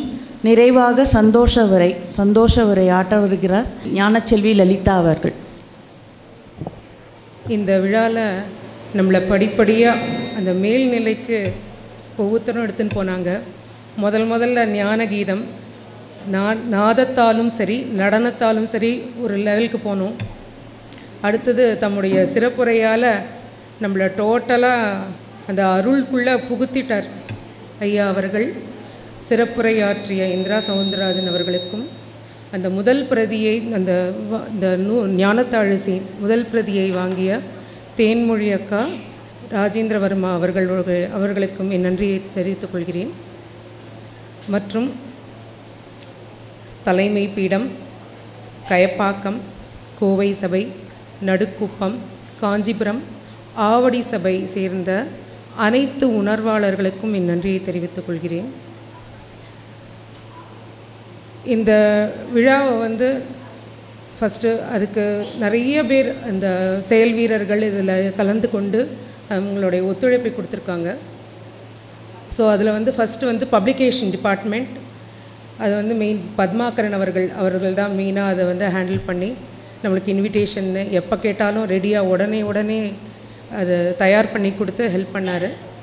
அடுத்தது இந்த மேடையை அலங்கரித்து நம்மளுக்கு ஒரு நல்ல ஒரு ஆம்பியன்ஸை க்ரியேட் பண்ண அந்த டெக்கரேஷன் டிபார்ட்மெண்ட், அடுத்தது சேல்ஸ் டிபார்ட்மெண்ட், கிச்சன் டிபார்ட்மெண்ட், இவர்கள் அனைத்து செயல் வீரர்களையும் நான் என் நன்றியை, இந்த சேவையில் ஈடுபட்டதற்கு என் நன்றியை தெரிவித்துக் கொள்கிறேன். நம்ம இந்த விழாவை நடத்தி எந்த விதமான ஒரு எதிர்ப்பும் இல்லாமல் நமக்கு அந்த பர்மிஷனெல்லாம் கொடுத்த அந்த காவல்துறை டிபார்ட்மெண்ட்டும் இந்த சவுண்ட் சர்வீஸ் டிபார்ட்மெண்ட்டுக்கும் என் நன்றியை தெரிவித்துக் கொள்கிறேன். ஒன்று தான் எனக்கு தோன்றது,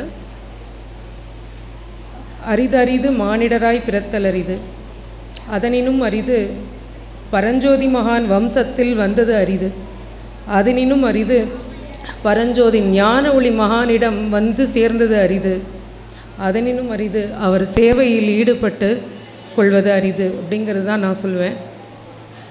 ஏன்னா அவர் சேவையில் ஈடுபடணுன்னா நமக்கு ஒரு சில குவாலிஃபிகேஷன்ஸ் வேணும். என்னன்னா, உயர் உணவு விரும்பேன், உயர் உடை விரும்பேன், உடல் சுகம் விரும்பேன், உலகப் புகழ் விரும்பேன் அப்படின்னு மகான் சொல்லுவார். ஸோ இந்த குவாலிஃபிகேஷன்ஸில் அட்லீஸ்ட் கொஞ்சம் பர்சன்டேஜ் இருந்தால் தான் அவரும் நம்ம உள்ள மீதியை அவர் போட்டு நம்மளை இழுத்துன்றுவார். அப்படி இந்த சேவையில் ஈடுபட்டு நம்ம எல்லாருக்கும் அந்த வாய்ப்பு கொடுத்து இன்னும் அவரை பக்கத்தில் பார்க்குறதுக்கு அவர் தான் அருள் புரிகிறாரு. சுவாமி அடிக்கடி சொல்வார், வெறும் சேவை ஒண்டி தனியாக இருந்தாலும் நோ யூஸ், தியானம் ஒண்டி தனியாக பண்ணிகிட்டே இருந்தாலும் அது அப்ளிகேஷனுக்கு வந்தால் தானே. அப்போ சேவையோடு கூடிய தியானம் தான் முக்கியம்.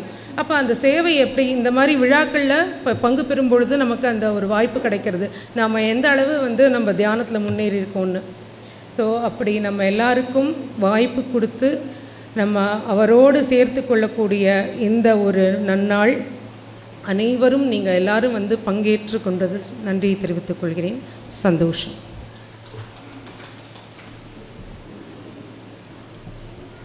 நிறைவாக ஒரு பொது பிரார்த்தனையோட நிறைவு செய்து கொள்ளலாம். நல்லா நிமிர்ந்து உட்காருங்க.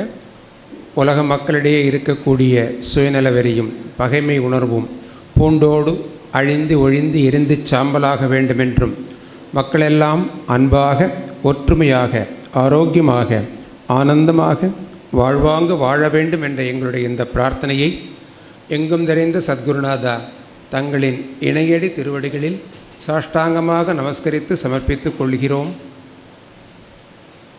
வளர்க ஆன்மீகம், வாழ்க வாழ்வாங்கு. சந்தோஷம் சந்தோஷம். நிறைவு செய்துக்கலாம். எல்லாருக்கும் பிரசாதம் ரெடியாக இருக்குது, அதையும் உண்டு நிறைவு செய்துமாறு கேட்டுக்கொள்கிறோம். குருவும் சந்நிதானம் சாந்தியின் பிரசன்னம்,